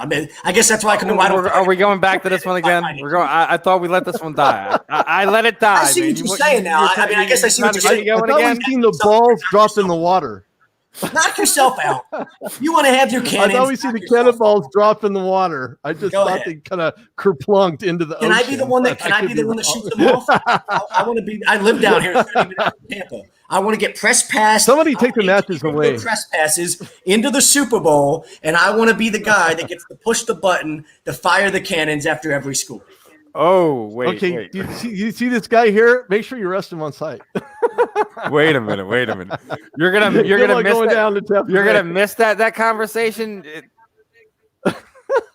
No, there wasn't a conversation to be had. This is what you guys keep forgetting. Is Dak injured? Dak is on that plateau. He's just right below it. Dak will never get the haul in that Carson will get, that the Eagles will get back for Carson. This is what we're trying to tell you. We love Dak. He is an overachiever, overperformer. He is a star in this league. He is not in the same conversation. I'm not going to miss it. Thank you. Have a nice day. We considered giving this guy our giveaway award last week, for God's sakes. We didn't know he was a Cowboys weasel. This guy, what is he doing here? Mally Mall, Cowboy fans going. Am I going to miss Dak and Carson debate every year? No. Oh, man. I don't. I don't think so. Like I said, I don't think so. I think there wasn't much of a debate to be had. I keep trying to tell you guys that. Carson is not the guy there. He's a great. He's a quality backup. We've seen that. We've seen that during the regular season. Carson is a serviceable quarterback. That's it. But Dak Prescott's your guy going forward in Dallas. I really believe that. Oh, he's from an athletic standpoint. Yeah, no, he's talking about the whole, because in Philly, this whole thing every year with Cowboys fans, we have this whole which quarterback's better, Dak or Carson debate. And up until this past year, obviously it was a really, really good debate. They were both having really, really good starts. Rudy is on the thing that Carson is down and isn't coming back up. Well, He is going to be what he is right now. He doesn't think he's ever going to reascend to 17 again. But that's why I brought up what we're about to get back in a trade return, because I think right now we could have that argument all day long. It's kind of irrelevant what any of us think, because it seems like the talent evaluators around football are still convinced of, hey, that talent doesn't go anywhere type of thing. I mean, he hasn't won anything meaningful either, so can you stop it? No, yeah. We've been having the is Carson Wentz actually good or bad? Like, we've been having the what quarterback is Carson Wentz debate now for 3 or 4 months, right? He was the same. Carson Palmer anywhere else he's played. Bottom line, Carson, he's the same guy he ever played, regardless of where he played. He's been the same guy. So backwards compatibility, yes, strike one, because Carson Palmer is Carson Palmer. That's all there is. Oh, you talking about Carson Palmer or Carson Wentz? Oh, Wentz? No, he's talking about the Carson. That's another Carlos. And by the way, neither one of them are Hispanic. Let me just throw that out there. Okay, so you have Wentz. So Wentz is on his way out. I really think that working his contract down, he's as good as gone. I'm sorry, I'm on the other side of the fence. Hurts is your guy until he gets hurt to a point where he can't play. In Philadelphia, listen, I went on the record. I don't think that's it. I know everyone's on the hurt part two. As soon as we benched Carson, I'll tell you, I said it was over. As soon as we benched Carson and moved on to Jalen Hurts, I told Steven, we came on there, I said, it's over. This is the way the league works. Once you make that decision to move on to a guy, it's over. Once you make that decision, there is no this idea of let's have a QB competition in the spring. Like, it's over. Like, they made the decision to move on to Jalen Hurts, and that was that. And, you know what? It cost a lot of people their jobs, right? Like, Doug Peterson gets fired because of how he mishandled the whole situation. Doug Peterson gets fired because he wants to show too much loyalty to shitty assistant coaches like Press Taylor and Mike Groh and guys like that. He didn't want Mike Groh to get fired. This organization stepped in and fired him. He tried to go to bat for Press Taylor in his meeting with Jeffrey Lurie, and it got Doug Peterson fired. So this whole situation now comes down to, as we talked about earlier, I would love for Jalen Hurts to turn into Russell Wilson 2.0. Whether he is or not, I mean, let's stop arguing about it, and let's just, we've argued enough about it. Let's let it play out on the field. But we've got a whole new regime in here now. He could not even be the answer. What happens when you bring in a new regime? Usually they want to bring in their own guy. So I guess Ted is taking shots back at Mally Mall. So what are the chances that Jalen Hurts plays this year? And unless he absolutely balls out, like if he balls out, like okay, then they like but if he looks below average or looks the way he did at the 4 games of his rookie year, they probably say, okay, fuck it, we move on and go get our own guy, because that's what a new coaching regime does. They bring in their own people. So I don't really know if we're having this conversation at this time next year. I think we could sit here and say Carson Wentz isn't an Eagle and Jalen Hurts isn't an Eagle, and we're having like a whole new conversation about who the next Eagles quarterback is. I don't think he's the long-term the long-term future here. I don't. I think that the Eagles won't sign a second contract, and it won't be Jalen Hurts' fault. Just like I don't think this is Carson Wentz's fault. That's a fair way to put it. I think you could say it wouldn't even be 100% Jalen Hurts' fault if that situation were to play out. It's not going to be his fault. He's going to be under. Like I said, he's going to be under immense pressure. He is not going to be giving the tools around him to defend himself with. And then they're going to, he just wasn't the guy here. He's going to be the fall guy. I guarantee it. Talking about bringing back the guy that 3/4 of the fan base licks his ball sack every chance that they get. They line up at the statue to blow. I don't even want to hear it. We're trying to bring this dude back. Like what? Like Steven, it's what's driving me crazy about it is unless like you're the dumbest fucking like piece of shit alive, like you've heard. Like Howie Roseman's been in this city for a long time. He heard all of this noise when Carson and Nick were here together. Why? Why in your right mind would you do that to this kid? Why? Why would you do that to Jalen? I'd rather you bring in like a 40-something, like bring in Ryan Fitzpatrick, a guy who just knows a trusty veteran who's sitting there on the bench with, his ear open and anything that Jalen Hurts needs as far as advice on how to become a better NFL quarterback. You've got a guy you can lean on. And really, unless you completely suck or you get hurt, you don't have to worry about him taking your job.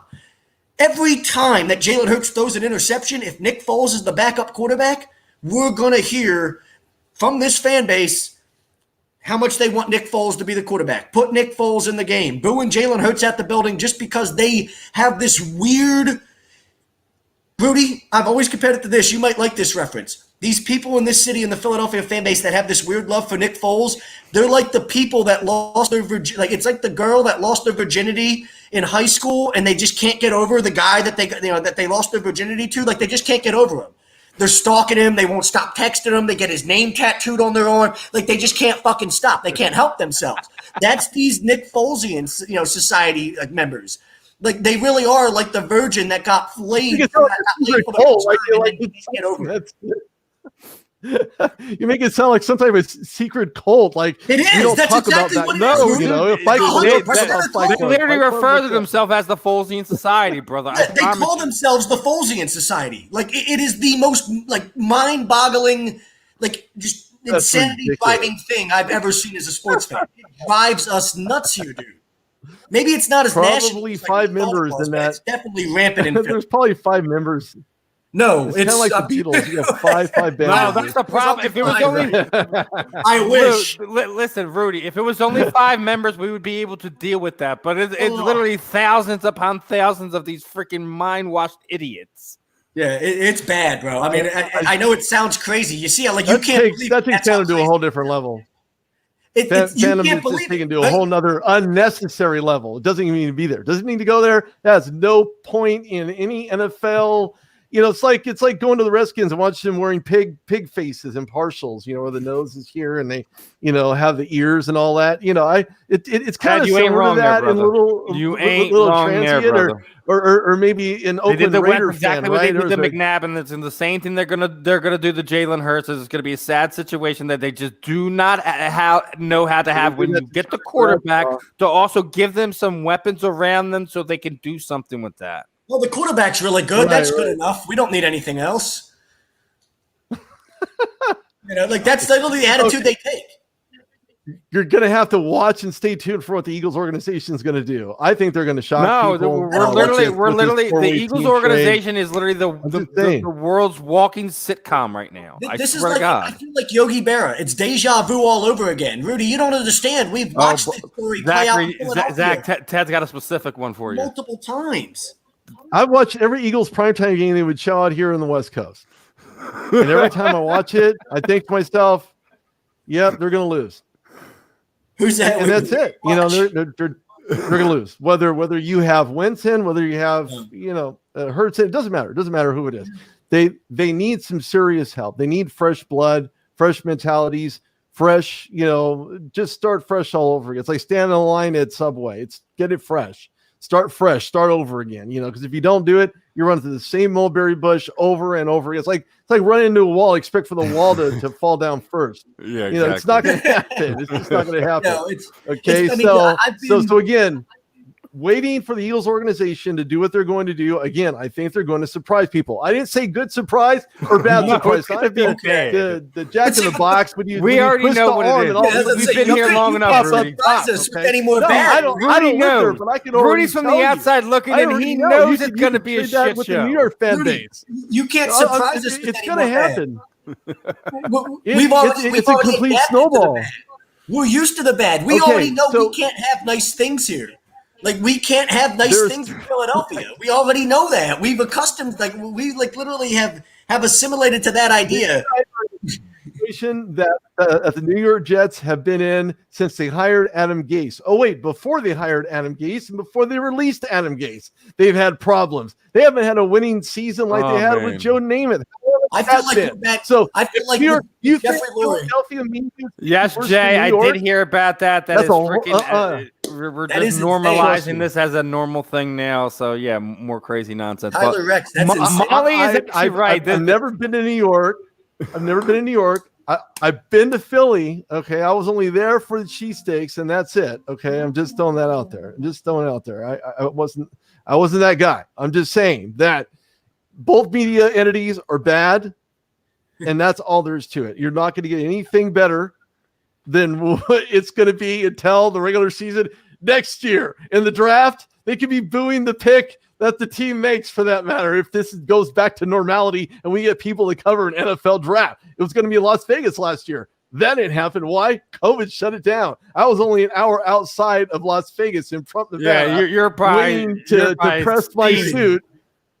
Well, that's actually I'm just saying. Before we get to let you go, that's actually kind of what I want to kind of let you go on is, like, we all kind of been dealing with different things during COVID, and it all affects us in different ways, from athletes to media and stuff like that. So I know you're getting ready to kind of try to launch your show kind of syndicated wise out there in Cali. I guess kind of let people know what you're doing, and anyone you would like to thank before we let you go, and then we'll kind of let you go and move on to our next segment here, brother. I appreciate that, and the plug is phenomenal. Thank you so much, Steve. I appreciate that, and I'm trying to get on to the Mightier 1090 in Los Angeles. I don't have a GoFundMe page, unfortunately, but you can reach out to me on therudedogshow.com. You can send me an email, therudedogshow@hotmail.com. Yes, I still do Hotmail, just like people have AOL accounts. Yes, I still do have my AOL account. Leave me alone. We all have our winners. We all have our losers. Take your pick on who that is. But seriously, I need probably about 2,400 to get this rolling, to get it off the ground. Charles Woodson is going to be a guest on the show. Ron Woodson, no relation, will be my co-host on the show, and he's absolutely fantastic. He's on Sirius XM. He covers games for the NFL. He covers games for ESPN. Rod's a fantastic guy. I met him in person. I've had him on the Rude Dog Show. So if you can contribute, that would be fantastic. I would appreciate any help whatsoever. If you need a GoFundMe, email me and say, "Hey, Rudy, go start a GoFundMe." Okay, I'm down with that. I'll listen to it. Steven, thanks a lot, man. Thanks, guys. Love being on the show. I appreciate it. Love to be on again. And watch, those Eagles are going to do something a little bit different. Probably not what you expect. And it could be the best thing to ever happen since sliced bread. That's what I said. Sliced bread. That's what I said. We don't do sliced bread here, man. We got the hoagie rolls. We got the hoagie rolls, man. You got to learn it. You got to learn it. No bread here. Hoagie rolls only. Get the Amoroso, bro. You got to learn it, bro. It's all about the dough. It's all about the dough. Yeah, exactly. It is all about the dough, as a wise man once said. Mr. Biggie Smalls. All right, Rudy. Thanks for your time, brother. We'll catch up, man. Thanks, guys. Appreciate it. All right, everyone. That was our good friend Rudy Reyes, having some fun with him. Talking some football, talking some Eagles talk. I got some points out there. Had some fun with some of the fans in the chat here. Gonna move a little bit on here. Obviously, Ted's up there. Got his little Sixers logo on there. So obviously, that's gonna be our next little talking point here. Rough go over the last few games here. Haven't kind of played up to what they should have. Coming back over here, back out to the East Coast, gonna be playing Brooklyn. What are you liking from the Sixers? What you've seen so far? Obviously, we've been talking about them last few weeks. We're getting closer to All-Star break, the All-Star break, the All-Sar game. Let me get your thoughts on who should be in it, how the players are talking about it right now. Obviously, and there's some other things around the NBA we'll wind up discussing as we get into right before we get Amber Leibrock on here in the final. I've been able to watch a full game down here, Steven. So you're talking to somebody that's going off of highlights and numbers and people that I trust when it comes to talking basketball and what they say about these things. So obviously Embiid's playing at an MVP level. It's a guy that's on the verge of dominating at a level that he's never been able to reach before. I mean, they look good. They look like the team that they were supposed to be up until this point, right? They look like I think the guys that talked about it here on air during the week, but it really is starting to look like Doc Rivers was the missing piece and all along, and it kind of didn't look really. Just kind of had to fix a couple little things on the bench. You're still hearing these stupid rumors, like I told you that JJ Redick was going to be coming here to Philadelphia. No one wants it. What is it with this shit? What is it with us doing shit like this? Listen, I don't know. Dude, I don't know what to tell you, dude. This is what media does in sports anymore. They just anyone that was either once attached to us or something that fans kind of have this admiration for. They just like to slap on us.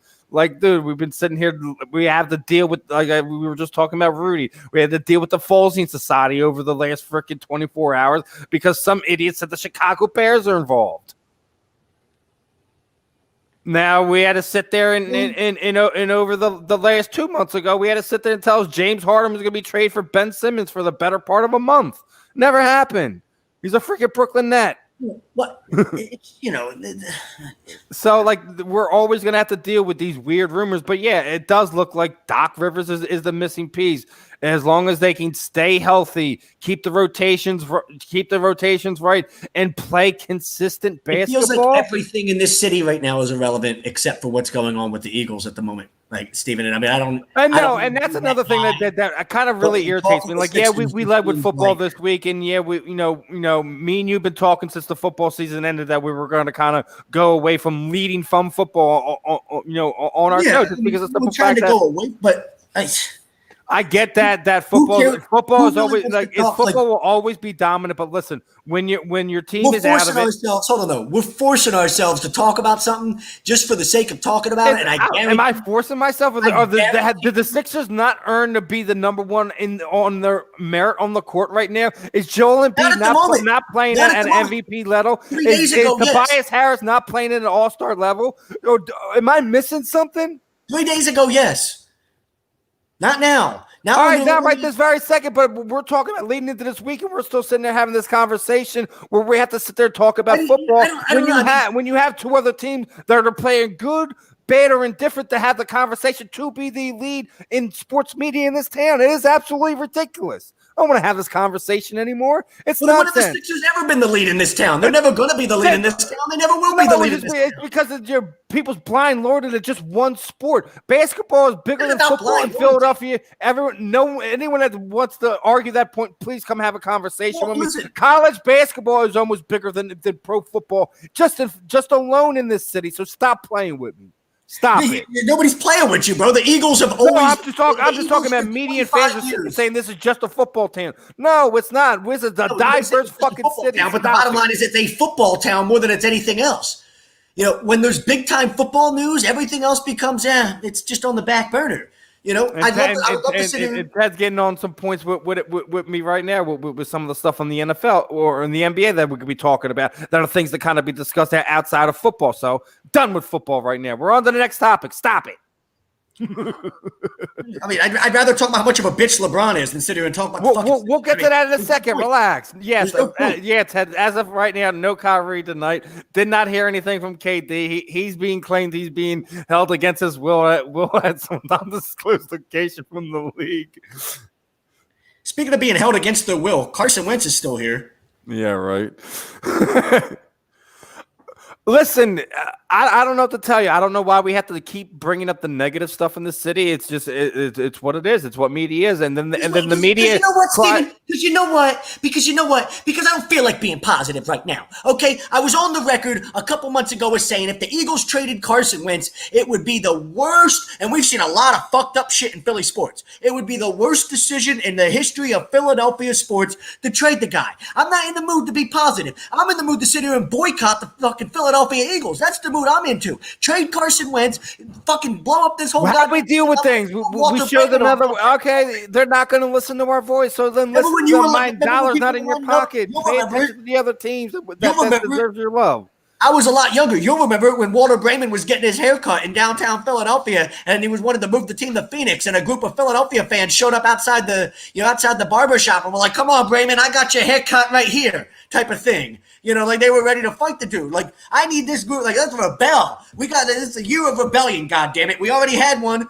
On the biggest stage of them all. Right, let's rebelling against the Eagles. We're marching into the NovaCare complex, and we're holding people hostage. You talking about people being held hostage. Howie, Jeffrey Lurie. I'm tired of being held hostage as an Eagles fan. And this fucked up relationship. Here's the thing. You say that all you want, but even as bad as the Sixers were during that whole process, they were still one of the top talks in this town.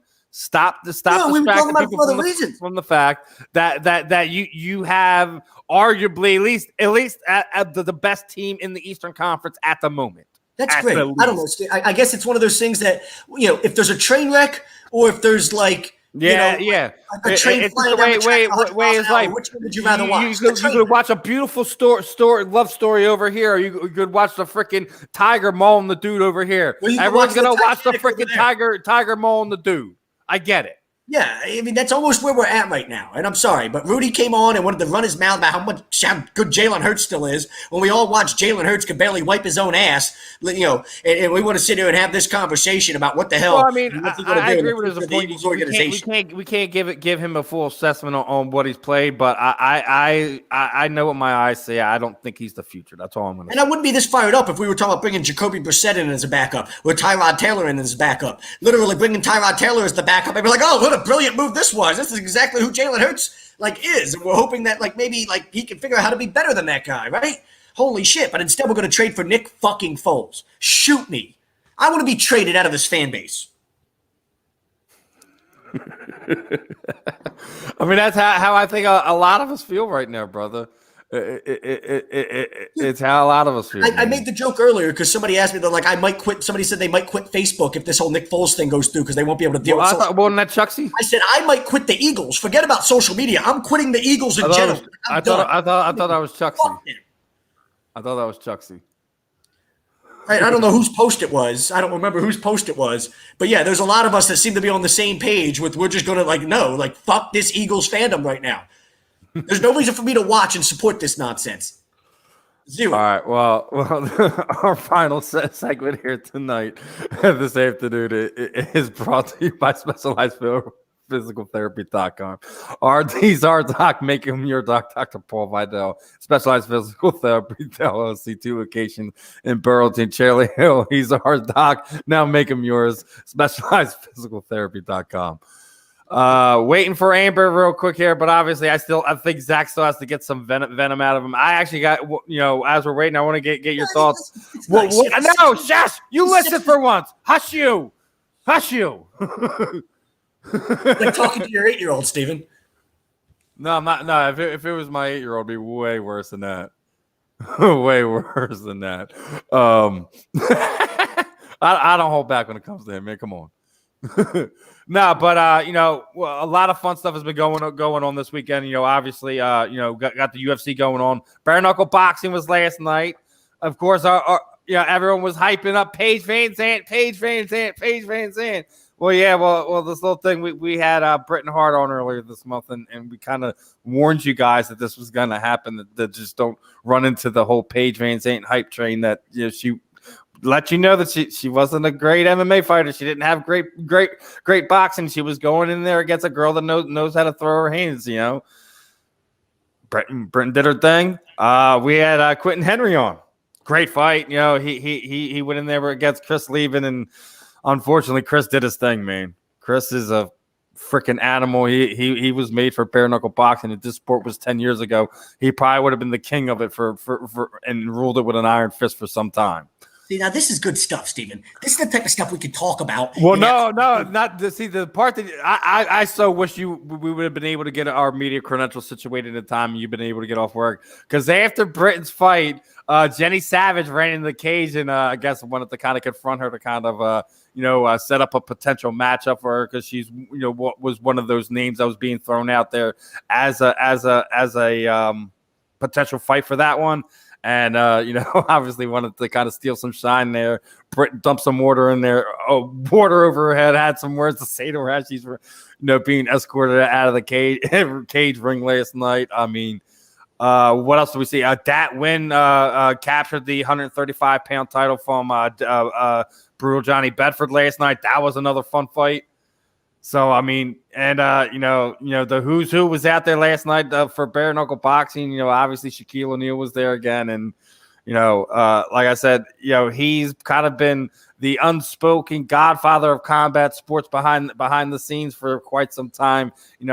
People don't know he's played a big part into having the Ultimate Fighter set up and making sure, UFC is where it is today. It wouldn't be there without Shaquille O'Neal. And looks like he's about to become an investor in bare knuckle boxing too. So, oh, man. Does that guy not do nothing, Shaquille O'Neal, man? I don't know. I think Embiid's kind of his own thing, but, he can dominate a game the way Shaquille O'Neal did. Yeah. I mean, when you're going back to that, like, dude, you look how he's played so far this season. If he keeps this up, can you keep him out of MVP talks? Because – I mean, I think the only one you could talk about is Beal, but I don't think his team is winning enough for him to kind of really get a push where he should probably get a vote.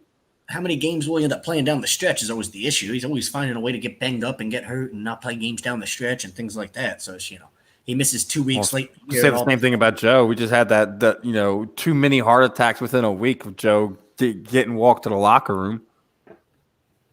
Yeah, I mean,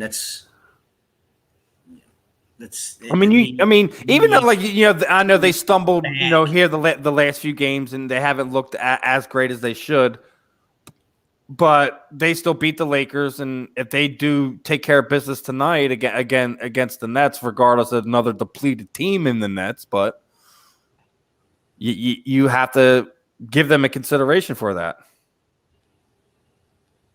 As a team that could potentially win some hardware. Well, the Nets, I mean, I think the Nets are a mess, to be honest, but I think we've already proven. That's why I said that, I think the Sixers conversation, like, we know what we are. It's just a long season that you've got to let it play out. You know what I mean? Like, we're going to be having the same conversation about the Sixers for the next 3 months. You know what I mean? Like, nothing's going to change. Unless they make some type of blockbuster trade to bring somebody in, nothing's going to change. It's going to be the same conversation. We know what they are. Embiid's an MVP candidate. Ben Simmons needs to provide more offensively. Tobias Harris needs to continue to play at an all-star level. We need Seth Curry and Danny Green and guys like that to be as valuable as they possibly can be off the bench. Dwight Howard needs to continue to be the important role player that he is. Doc Rivers needs to continue to be the Hall of Fame coach that he is. All those things, we knew that coming into the year. We knew that at the start of the year. We've known since probably 2 or 3 weeks into the season what this team could be. They gelled pretty quickly, and everything kind of came together, after that first month or so. And now it's just you were along for the ride, right? Like, it is what it is. I think they've committed themselves to this roster. This is what it is. They don't feel like they need to go out and do anything else. They're not going to go trade for JJ Redick. There's no, I actually see a pick and somebody like Matisse kind of getting moved for a veteran shooter. I do. Why? No one big. I don't think it's going to be JJ Redick. It may not even be anyone that is on the Sixers radar. I still think that they're more. It has another move in them before the season's over. I mean, maybe you bring in another big man or something. I don't know. I mean, like, it's. Do you really need another big man? I don't know if they need another shooter. So I mean, I think Seth Curry's that JJ Redick or a guy like that. I mean, literally that's what Seth Curry is for you. Danny Green can play the two. You've got Maxey that can step in and start there. So you can have Seth Curry come off the bench if you really want to. I mean, this idea, like, How many shooters are you going to really have playing out at the perimeter? I know with this team, with Simmons being what he is, you'd rather. But at this point, listen, the whole idea about Simmons and what he's going to be offensively is just Simmons' value is defensive. I think that's something that people really like. Stop it. I don't need. Listen. If I'm getting what I've been getting at the buys, I'm getting what I'm getting at a Joel, and if Seth Curry can at least shoot the ball at least above a 40% clip, I could take that. I can take. I don't need Ben Simmons to be shooting. These people that need Ben Simmons to all of a sudden turn into Scottie Pippen and average 22 points a game. No, I don't need that. As long as he's giving me boards, rebounds, and assists. I'll tell you what. He's Scottie Pippen without the scoring ability. He's literally Scottie Pippen without the scoring ability. When you watch how he plays basketball, the shooting ability, he has the scoring ability, the shooting ability. Let's adjust that a little bit. But he doesn't commit. He's got an ability to score, but he doesn't commit to doing it. Like like when LeBron was young, right? LeBron just constantly got to the lane and dominated people and yammed home on people. If that's really what Ben Simmons needs to do to score, don't take a single fucking jump shot. But every time you touch the ball, go attack the rim with some type of fucking I'm with you there. Go look to yam on somebody. He needs to let the beast out. He needs to stop it. Stop worrying about this. Just let it go. Your game is your game. Play your game, man. Give us whatever you're gonna give us. Just give us all of it. That's all I'm asking for, and that's all I think. This really. You're an all defensive NBA guy. Be all defense. Be king of the assist world and do your thing. That's all. Oh, here comes Amber. There you go. I don't know if I want to bring in a guy like JJ Redick just because I feel like it takes minutes away from a guy like Tyrese Maxey. Yeah. Hold on. Our guest is here. So real quick, guys. Let's welcome MMA featherweight Mrs. Amber Leibrock. How we doing this afternoon, Amber? Hey guys, can you hear me? Sorry about that. I was looking for my headphones. I couldn't find them. That's all right. I know how it goes. How's everything out there? How you been doing? I'm good. Been training. Hold on. Sorry. I live by an airport, so there's going to be some airplanes. We can deal with that. It's a small airport, so it won't happen a lot. But no, I've been good. I've been really good. I've been training and, trying to get through this pandemic the best that I can and, just stay as consistent as possible. But yeah, just doing, I guess everyone's kind of the same way right now, just doing what we can. Yeah, it's kind of been this weird situation, like especially for like a lot of the fighters who are not in some of these bigger promotions that are consistently putting on fights. Like you were in this weird situation, like you fought. I think I remember correctly back in March, and then ever since then it's just been one thing after another. Whether it be professionally, physically, whatever. You've been kind of waiting to kind of get back in there. And it's one of these things where, especially when you're going through the pandemic and you're kind of really limited to what you're doing, it's a tough situation where you've even seen where we're seeing some of these fighters are, at least the female athletes, they're starting like OnlyFans accounts and stuff like that. So it's a freaking crazy time to be alive and being a professional athlete, I guess. Yeah, no, it really is. And for me, it was the weirdest thing, because I was fighting with Belltor, kind of had my bad run there, was off to a good start in March, was thinking that I was going to get back going again, had this plan of fighting on the regional scene for a while before I started to make my run, back to something big. And then COVID happened. And now we're all in a bit of a situation. If you're not UFC, Belltor, Invicta, or LFA, we're all kind of just sitting around waiting. And I know. That's actually something I want to ask you, considering you're a featherweight and considering that there's, it's one of those situations where there's not a whole lot of big time fights out of there. And being that you're not tied down to like a UFC or Belltor, the fact that PFL is now bringing in fighters that are your top quality caliber for that featherweight division. You just heard the signing of Clarissa Shields. Obviously they already have their world champion there. Is that an avenue you would like to pursue, or even maybe like we just seen bare knuckle boxing was last night? They just had another big fight. Paige and Britain did their thing last night. Is that something you might want to entertain just to kind of keep yourself busy while you're kind of looking for something in MMA? As far as like bare knuckle, as of right now, I'm not really interested in it. I mean, maybe if they were offering me, 400K too, like Right? that would be something. But right now, bare knuckles not really something I'm very interested in. As far as PFL, I've never fought heavier than 145. I don't really know, how much I would want to go up to 155 pounds. For me in the position my career's in right now, it's very important that I make all the right moves. I just need to fight 2-3 fights, regional scene, smaller shows, and then I can make my run again for something big. And I know I'm just right there, so I just need the opportunities, which unfortunately being in California It's rough of right all now. states, It's rough. it's pretty rough, but I'm staying hopeful. Me and my coach have a very good solid plan. I am kind of dealing with a bit of an injury right now anyways, so but I'm staying hopeful. I want to stick my course. I want to stay true to my plan and get these few smaller level fights and make my run. I want to make a run at the UFC. I think it's time. I think, I'm not getting any younger, and if I'm going to do it, like, now's the time.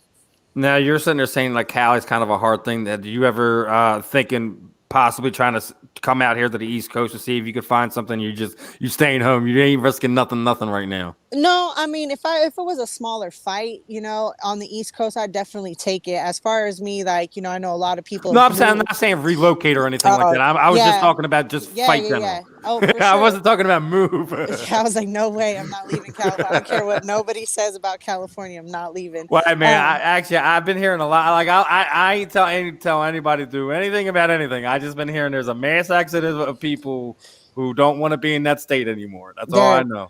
There really is, but honestly, I've lived here my whole life. I couldn't ever imagine. Oh, I'm with you, dude. Like else. I can't stand Philly. I can't stand it. Like I literally like I was just sitting there. I had a friend literally murdered earlier this month. I listen. There's so much bad stuff going on. I have kids. I live as far away from the city with still being in the city. Yeah, and I still freak out. So it's a very interesting time right now. That's for sure. Hey, listen, not just a crazy time to be an athlete, but it's just a crazy time to be alive, and we're all doing our best to get by and stuff like that. Now, I know you said you're not interested in fighting bare knuckle. Did you happen to check out last night? I did. I thought Paige. I don't know. I don't really know how bare knuckle scores. Me and my coach kind of talked about it. I thought Paige did really well. I thought that. In my eyes, I thought she won that fight. But that's brutal. Like, bare knuckle is brutal. I don't know if I'm ready for that. Like, even see, I think I seen Amanda Serrano made a post. Like, I was thinking about doing this, but you know what? I'm good. Like there's no padding there. Your face, like everybody's walking out of there with their faces like, all banged up. Yeah, look at what was it? The Chris Lieben Quentin Henry fight. He just only got cracked a couple times, and his whole face was swelled up pretty nice. So there was a girl fight before. Yeah, the one that. earlier. Yeah.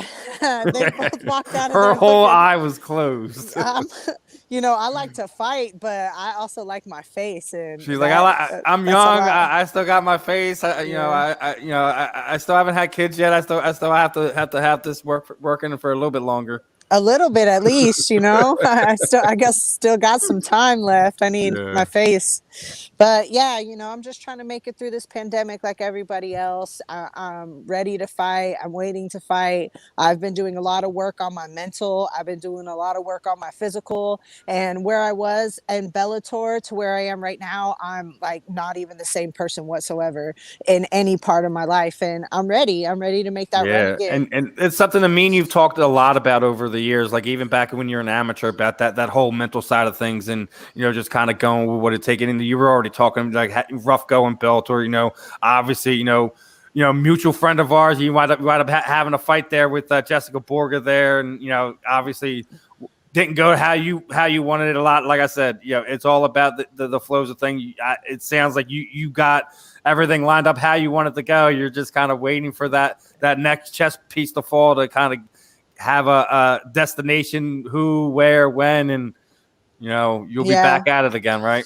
Absolutely. It's real interesting, like how much your mental is a fight, and not really realizing like where I was with fighting, not being completely honest with myself back then, where I was with fighting. I hated what I was doing. I hated everything in my life. I hated the relationship I was in. I hated everything. And it played out in all my fights. So now, I'm really interested and excited to see like the kind of performances I can give now. When I first started, I was giving fire performances, and now like being where I'm at mentally, physically, like I know that they're in me again, and I just want to show them. But I also want to be smart about the road I take, and not just take anything for any reason. I want to have a good rest of my career, and I don't want to make any stupid mistakes and just fight to fight. Like I want them to mean something, and I want to take my spot in the 145 division again. Like I said, like regardless if it's Belltor or UFC, like I said, I would even like knock on those doors and see what PFL's doing right now. They're looking for a fight, and like you said, if you want to stick to 45, stick to 45. I'm not like me. I'm not one to sit there and tell any fighter you should move up, you should move down. But opportunities are opportunities. Yeah, honestly, after I take these few fights in the regional scene, I think I have some unfinished business in Invicta. I'd really like to go back and take a couple fights with Invicta. I was doing really well there before I left to Belltor, and I think that I didn't stay as long as I should have, and I feel like I have unfinished business there. So I'd really like to go back there, and if a good opportunity arose with PFL, like fighting at 155 pounds, it's not completely out of the question. Do I want to fight at 155 pounds? Not necessarily. I'd really like to stay at 145 and, do my thing here. Hey man, I definitely want to see you do your thing. I've always told you I thought you have a potential to be a world champion. It's just a matter of you putting all those pieces together and getting everything thing you get lined up. You have the tools to do what you have to do. You have the proper training, being at where you're at, and I know that's another reason why your family plum where you're at is also because of your training, because of who you work with, because of your coaches. Now it's just a matter of getting all those situations to line up and kind of work out for you. I kind of agree. I was kind of surprised when you left Invicta and took the fights in Belltor, but I understood why. It was a great opportunity. You wanted to stay active, and they had some interesting names that you wanted to kind of see if you can kind of weigh in with. I wouldn't begrudge anybody that, but I do agree. I think I wouldn't say unfinished business, but I would like to see you find a home again back with Invicta. Yeah, and me too, and I think the featherweights division is just so small right now. It's really hard for all of us featherweights, but it just takes a little fire, just like the 125-pound division in the UFC. They were dying. It just took a little fire, and the featherweights just need that. And it just takes one or two fighters like yourself, my friend, to kind of wake up a lot of people like, oh, this division's a lot better than, because remember, everyone thought for the longest time the bantamweights was going to be the division for women's fighting in the UFC, and it's not. It's been 25 for quite some time. Yeah, definitely, and I truly believe that. Like, it just takes a couple of featherweights, and I think that this is kind of a new era for featherweights. We're no longer just big girls. We're big, we're athletic, we can grapple, we can strike, we can do all of it. And I think it's very important for featherweights to show up, because we're not a dying division. I've said this forever. There's a lot of talent in our division. We just need girls to wake up and start to do it, Hey, it's not just that. It's also, you also have to find the girls that are like you, saying, I'm a featherweight, I'm staying at this weight class. Yeah, exactly. Because you got a lot of girls that, they teeter between that 35 and 45. And I mean, hats off. You take whatever you can get, and, whatever feels good. But it's true. We need some featherweights that want to stay at featherweight, that love being a featherweight, that want to fight for this division, not just for themselves, because it is going to kind of take a group effort to get this division going again. It's going to take a group effort. It's going to take some firefights, and girls, women, we have to stay at featherweight to fight for featherweight. And and we're touching on this whole thing of women's athletes a lot over this month in the past few weeks. Not just because of Women's Day and stuff like that. We heard that little twerp over at ESPN running his mouth, spattering a bunch of nonsense again. Yeah. I keep sitting there saying I don't know why we listen to anything that Stephen A. Smith has to sit there and say about mixed martial arts. Weird, Stephen. I'd rather watch women beat the shit out of each other than watch men beat the shit out of each other. Well, actually, because they bring a little bit more passion into it, and a lot of times, like you even see, like even look how like people said that Britain Hart looked awkward after her. I was like, yeah, because she's being real. It's her genuine response. It's not some act that she's putting on. Like, okay, you're uncomfortable. I'd rather see the genuine athlete over a fake facade any day. I'm sorry. No, for real. And like people don't understand those kind of nerves that are coming after the end of a fight. It's hard to like give a speech when you're just like amped up. But yeah, like I still want to go and punch that person in the face maybe 100 more times. I'm not sure. As for the other person, I don't even know his name. I just know he's that guy on TV for like basketball and stuff like that. But that's the thing. Like we keep I guess it's because of the situation with the UFC, we have to continually have to deal with him in combat sports. He made a jackass of himself. I think it was like 2 years ago. He was doing some commentary, and Rogan said it was bad for the sport then, and a lot of people said it was bad for the sport then. And then we have to hear this like he would prefer not to see women fight because of what we were talking about with bare knuckle. Like it's just there's a brutal part of sporting. Well, guess what? I don't know if it's you're like. And then we look at some of the stuff afterwards, and I do love the ladies who did post his mitt hitting along with their mitt hitting. That was great. I loved it, by the way. And like for me, I don't listen to anybody that can't beat me up in a fist fight. Like why am I'm never going to listen to somebody about fighting who can't fight themselves. Like Steven, just sit down, sir. Sit down. Did you guys see? Somebody got a hold of his videos. That's what I was just telling him. Yeah. I didn't know if that's what you referenced to. Yeah, like they were his boxing and like. I mean, it's like he just looked really weak. Like, has this dude ever been in a fist fight in his life? Right. Regardless of size or weight, I'm pretty sure there's some atom weights that could put him on his butt with jabs. So that's what I'm saying. Like, I think like he's a big fan of all these old school boxers like Ali and Tyson. Yeah, that's what it is. I think he's from. Listen, I love his insight on some things. Yeah. I think on certain aspects he should probably stay out of. Whoever asked him that question probably should just stop asking him questions about combat sports and in regards to women in general, because he probably shouldn't have any opinion on it. I think if you just asked him to break down a normal boxing match of any kind, he can't do it. Like he was a fan of watching Ali be the greatest and watching Tyson beat the shit out of him. So was I. It doesn't make me an aficionado on what boxing was back then. You have to like. My thing is like listen. Regardless of the fact you're somebody who's supposed to cover, you need to educate yourself on what's going on inside that sport, regardless if it falls in line with how you feel, what you want to see or not.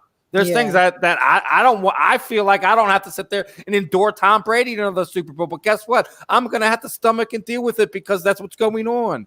Yeah. If you don't like the fact that you have to deal with women in sports, guess what? You should not be covering sports at the end of the day. And let's leave it there, right? Just don't watch. Like find somebody else to cover. Be like, hey, sir, boss, manager, whoever. Like, I don't want to cover this. Like, no one needs to hear your opinion. And if you're not going to bring like positivity or light to what us women are trying to do in sports, then just sit down, go cover whatever it is that you do agree with. We're not asking for you over here. We don't need you. Who are you to us? So for me, like, I just don't even listen. Like, I didn't even think I watched the clip. I didn't watch the clip either. I just basically my response was basically from what I gathered from everyone else, just because I actually did watch it. I actually did watch it. And here's the crazy thing. This is why I say like sometimes he just needs to be quiet. It's very easy to tell with Stephen A. a lot of times when he just really has no idea what he's talking about. He maybe got caught with his pants down with a question, but he can't just sit there and say, hey, you know what? This is out of my realm. I really don't know what I'm talking about here. Ask somebody else. He tries to come up with some bullshit answer. His whole answer started with this idea of not being a fan of watching men fight women in the same ring. And this whole idea and this concept of even if a woman could beat up a man, I don't want to see the two of them in the ring together. And I was like, What are you even talking about? Where is a man and a woman fighting? I'm sorry, we were talking about the bare knuckle boxing championships that two women are fighting. Like, what are you even talking? Do you even know what you're talking? Like, it was almost like he was just going on a rant and a tangent and was hoping to just almost tie it in at the end to make some type of conchable point, because he really had no idea where he was going or what he was talking about throughout the entire thing. It was really cringeworthy. It was just weird, the entire thing. Sometimes I think people just like to hear themselves talk, and especially guys like that. And he really gets paid off the drama, right? Like everything he kind of says and does, like if he's brought up anywhere, there's always some kind of drama attached to it. And what's more drama than this woman, man, gender, shouldn't, should, cans, cannots, you know? And he's just getting more fame, more publicity off of it. All publicity is good publicity in like some of these people's minds, so he doesn't care as long as people are watching and talking about him and posting him. And that's why, to me, I didn't even bother to watch the clip or say anything, because it's so like little to anything we're really doing, you know. I would have to say, if you want to look at it from where the woman athlete in combat sports is, it's so 10 years ago. That's why like most of them didn't really address it. I mean, some of the athletes address it because fans have asked them to address it, or people ask their opinions on it, and obviously they give their responses on it. Yeah. But I agree with Anna, like to the point, like you say what you say for the most part, but like for the most part, most of the female athletes and either the people who are involved in champion for women's in combat sports and sports in general, just say we ignore idiots like this because we're past it now. Like listen, they're ascending to that next level. Like, listen, everyone's gonna have haters, everyone's gonna have lovers. We all deal with it in our own ways. I kind of chuckled when I seen it, like we're still dealing with this. We're still dealing with this. Didn't Layla Ali really break that whole, like, wasn't she one of the first to break that whole trend? 25. I mean, I thought it was wasn't like some of the women's tennis players back in like the 70s and 80s that kind of really started the whole bucking of this whole trend. Yeah, and then we've seen it furthermore as far as combat sports have developed over the last 15, 20 years, that the combat sport athletes, the Williams sisters are another big champions of people of the women athletes. Yeah. And it's something like as you were just mentioning, like we've been dealing with so much stuff of it, like the stuff the women athletes that have to deal with over the last few years is just weird nonsense. It's just like we've already said, it's a weird time to be alive, right, my friend? Yeah, it's just silly. It's silly to me. Like, we don't bother you. Just let women, like, we're just out here trying to express ourselves in every way that we know how, and being a female athlete, we take so much pride in what we do because of men like that. It is really hard for us. Most gyms, like, I'm fortunate enough to be in a gym where there's women everywhere, but most women that are training athletes, like, these are all male predominant gyms, sports, and it's hard for us. It's hard for us to gain respect. It's hard for us to pave the way. It's hard, and for me, like, I take so much pride in it. So I do understand why, some people did get upset by what he said, because we're doing our dues. Like, women are putting on shows, like Ronda Rousey, we're selling out arenas too, like, and for us not to get the credit all the time it's heartbreaking. But at the same time, like, you just got to keep trucking. You just got to keep doing what you're doing and keep producing fire fights and showing these people, like, as women, we belong right here. One thing's for sure, I definitely can't wait for the next time you bring some fire to the cage, my friend. I know you're aching to get back in there. I can't wait for whatever the announcement is going to be, whenever it's going to be. As you know, I've been here since you were an amateur. I'll still be here in your darkest moments, my friend. It's rough for all of us, man. We all been through it. I took some time away from media as well, back into it over the last year or so. So we all get it. We all have our ups and downs, ebb and flows of life. So yeah, it is what it is. It's like, it's not what happens when you get knocked down. It's how you get yourself back up, right? Damn, exactly. And like, all we can do is play the hand that we have, and like, it just is what it is right now. And I'm ready. I've been ready. So when the opportunity arises, like, I'm here. I want to fight. I'm good to go. Even though, like, I'm dealing with this little injury, like, I'm good to go. I know my coach is ready for me to fight. He's tired of hearing me every day, like, what's up? Where we at? We got to fight, But yeah, I'm ready. It's just a matter of time. I know. Well, you know how I always end these things, my friend, throw the proverbial microphone over you. Anyone you like to thanks, trainers, teammates, any sponsors you might have, shoot out your social media sites, anything else you're working with at the time. The time is yours, my friend. For sure. Thank you guys. First off, thank you guys for having me on. I really do appreciate it. And always, I train at one of the best gyms in the world. I have some of the best coaches and training partners. And without them, I couldn't do anything. As far as my social media goes, you guys can go ahead and find me on Instagram at Amber Leibrock _MMA and on Twitter at Amber M Leibrock. And yeah, that's it. That's all. All right, Amber. Appreciate your time. We'll catch up with you.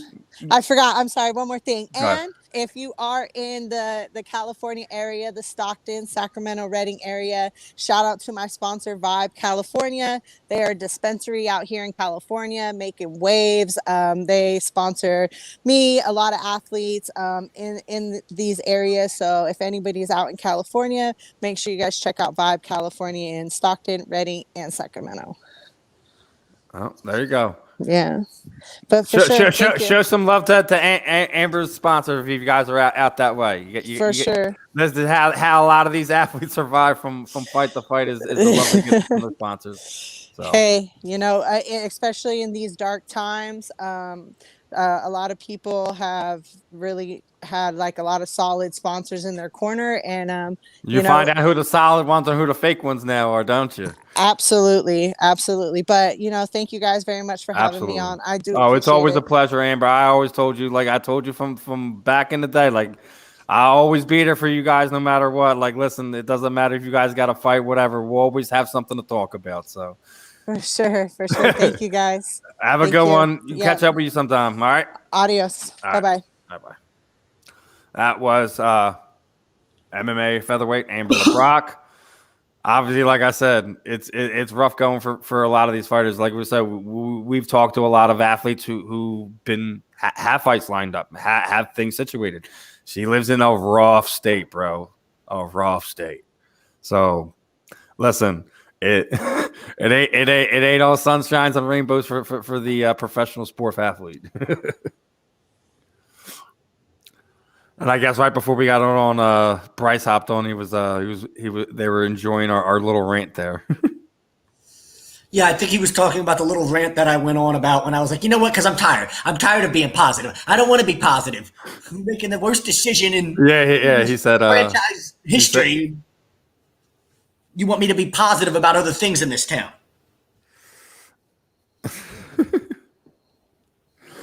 But another fun show in the books here. Looks like Zach is stroking his mane because he loves it. It gets tangled, Steven. You wouldn't know anything about that because you can't grow a beard this long. I like to keep it my length. It's fine this way. Just tangled, so I'm getting it untangled. He did ask if a lion was attacking my face. I guess that's what he was referring to, huh? Yeah. Did he ask that? Or where was that? Somebody asked if a lion was attacking my face. Yeah. There you go. But again, appreciate everyone, from our people in the chat, our guests, Rudy, Amber. Another fun one. Obviously we'll be working on some things next week. Going to be having at least one athlete spotlight next week with bare knuckle boxer and MMA Invicta veteran Helen Peralta. See what we're going to have on our show next week. Obviously post Super Bowl, we'll give our thoughts on the season. Probably be talking about where Carson Wentz has landed. Who knows how that goes. Make sure you guys are locked in on everything that we're doing over here. Also, again, we still have spots open for the Super Bowl pool.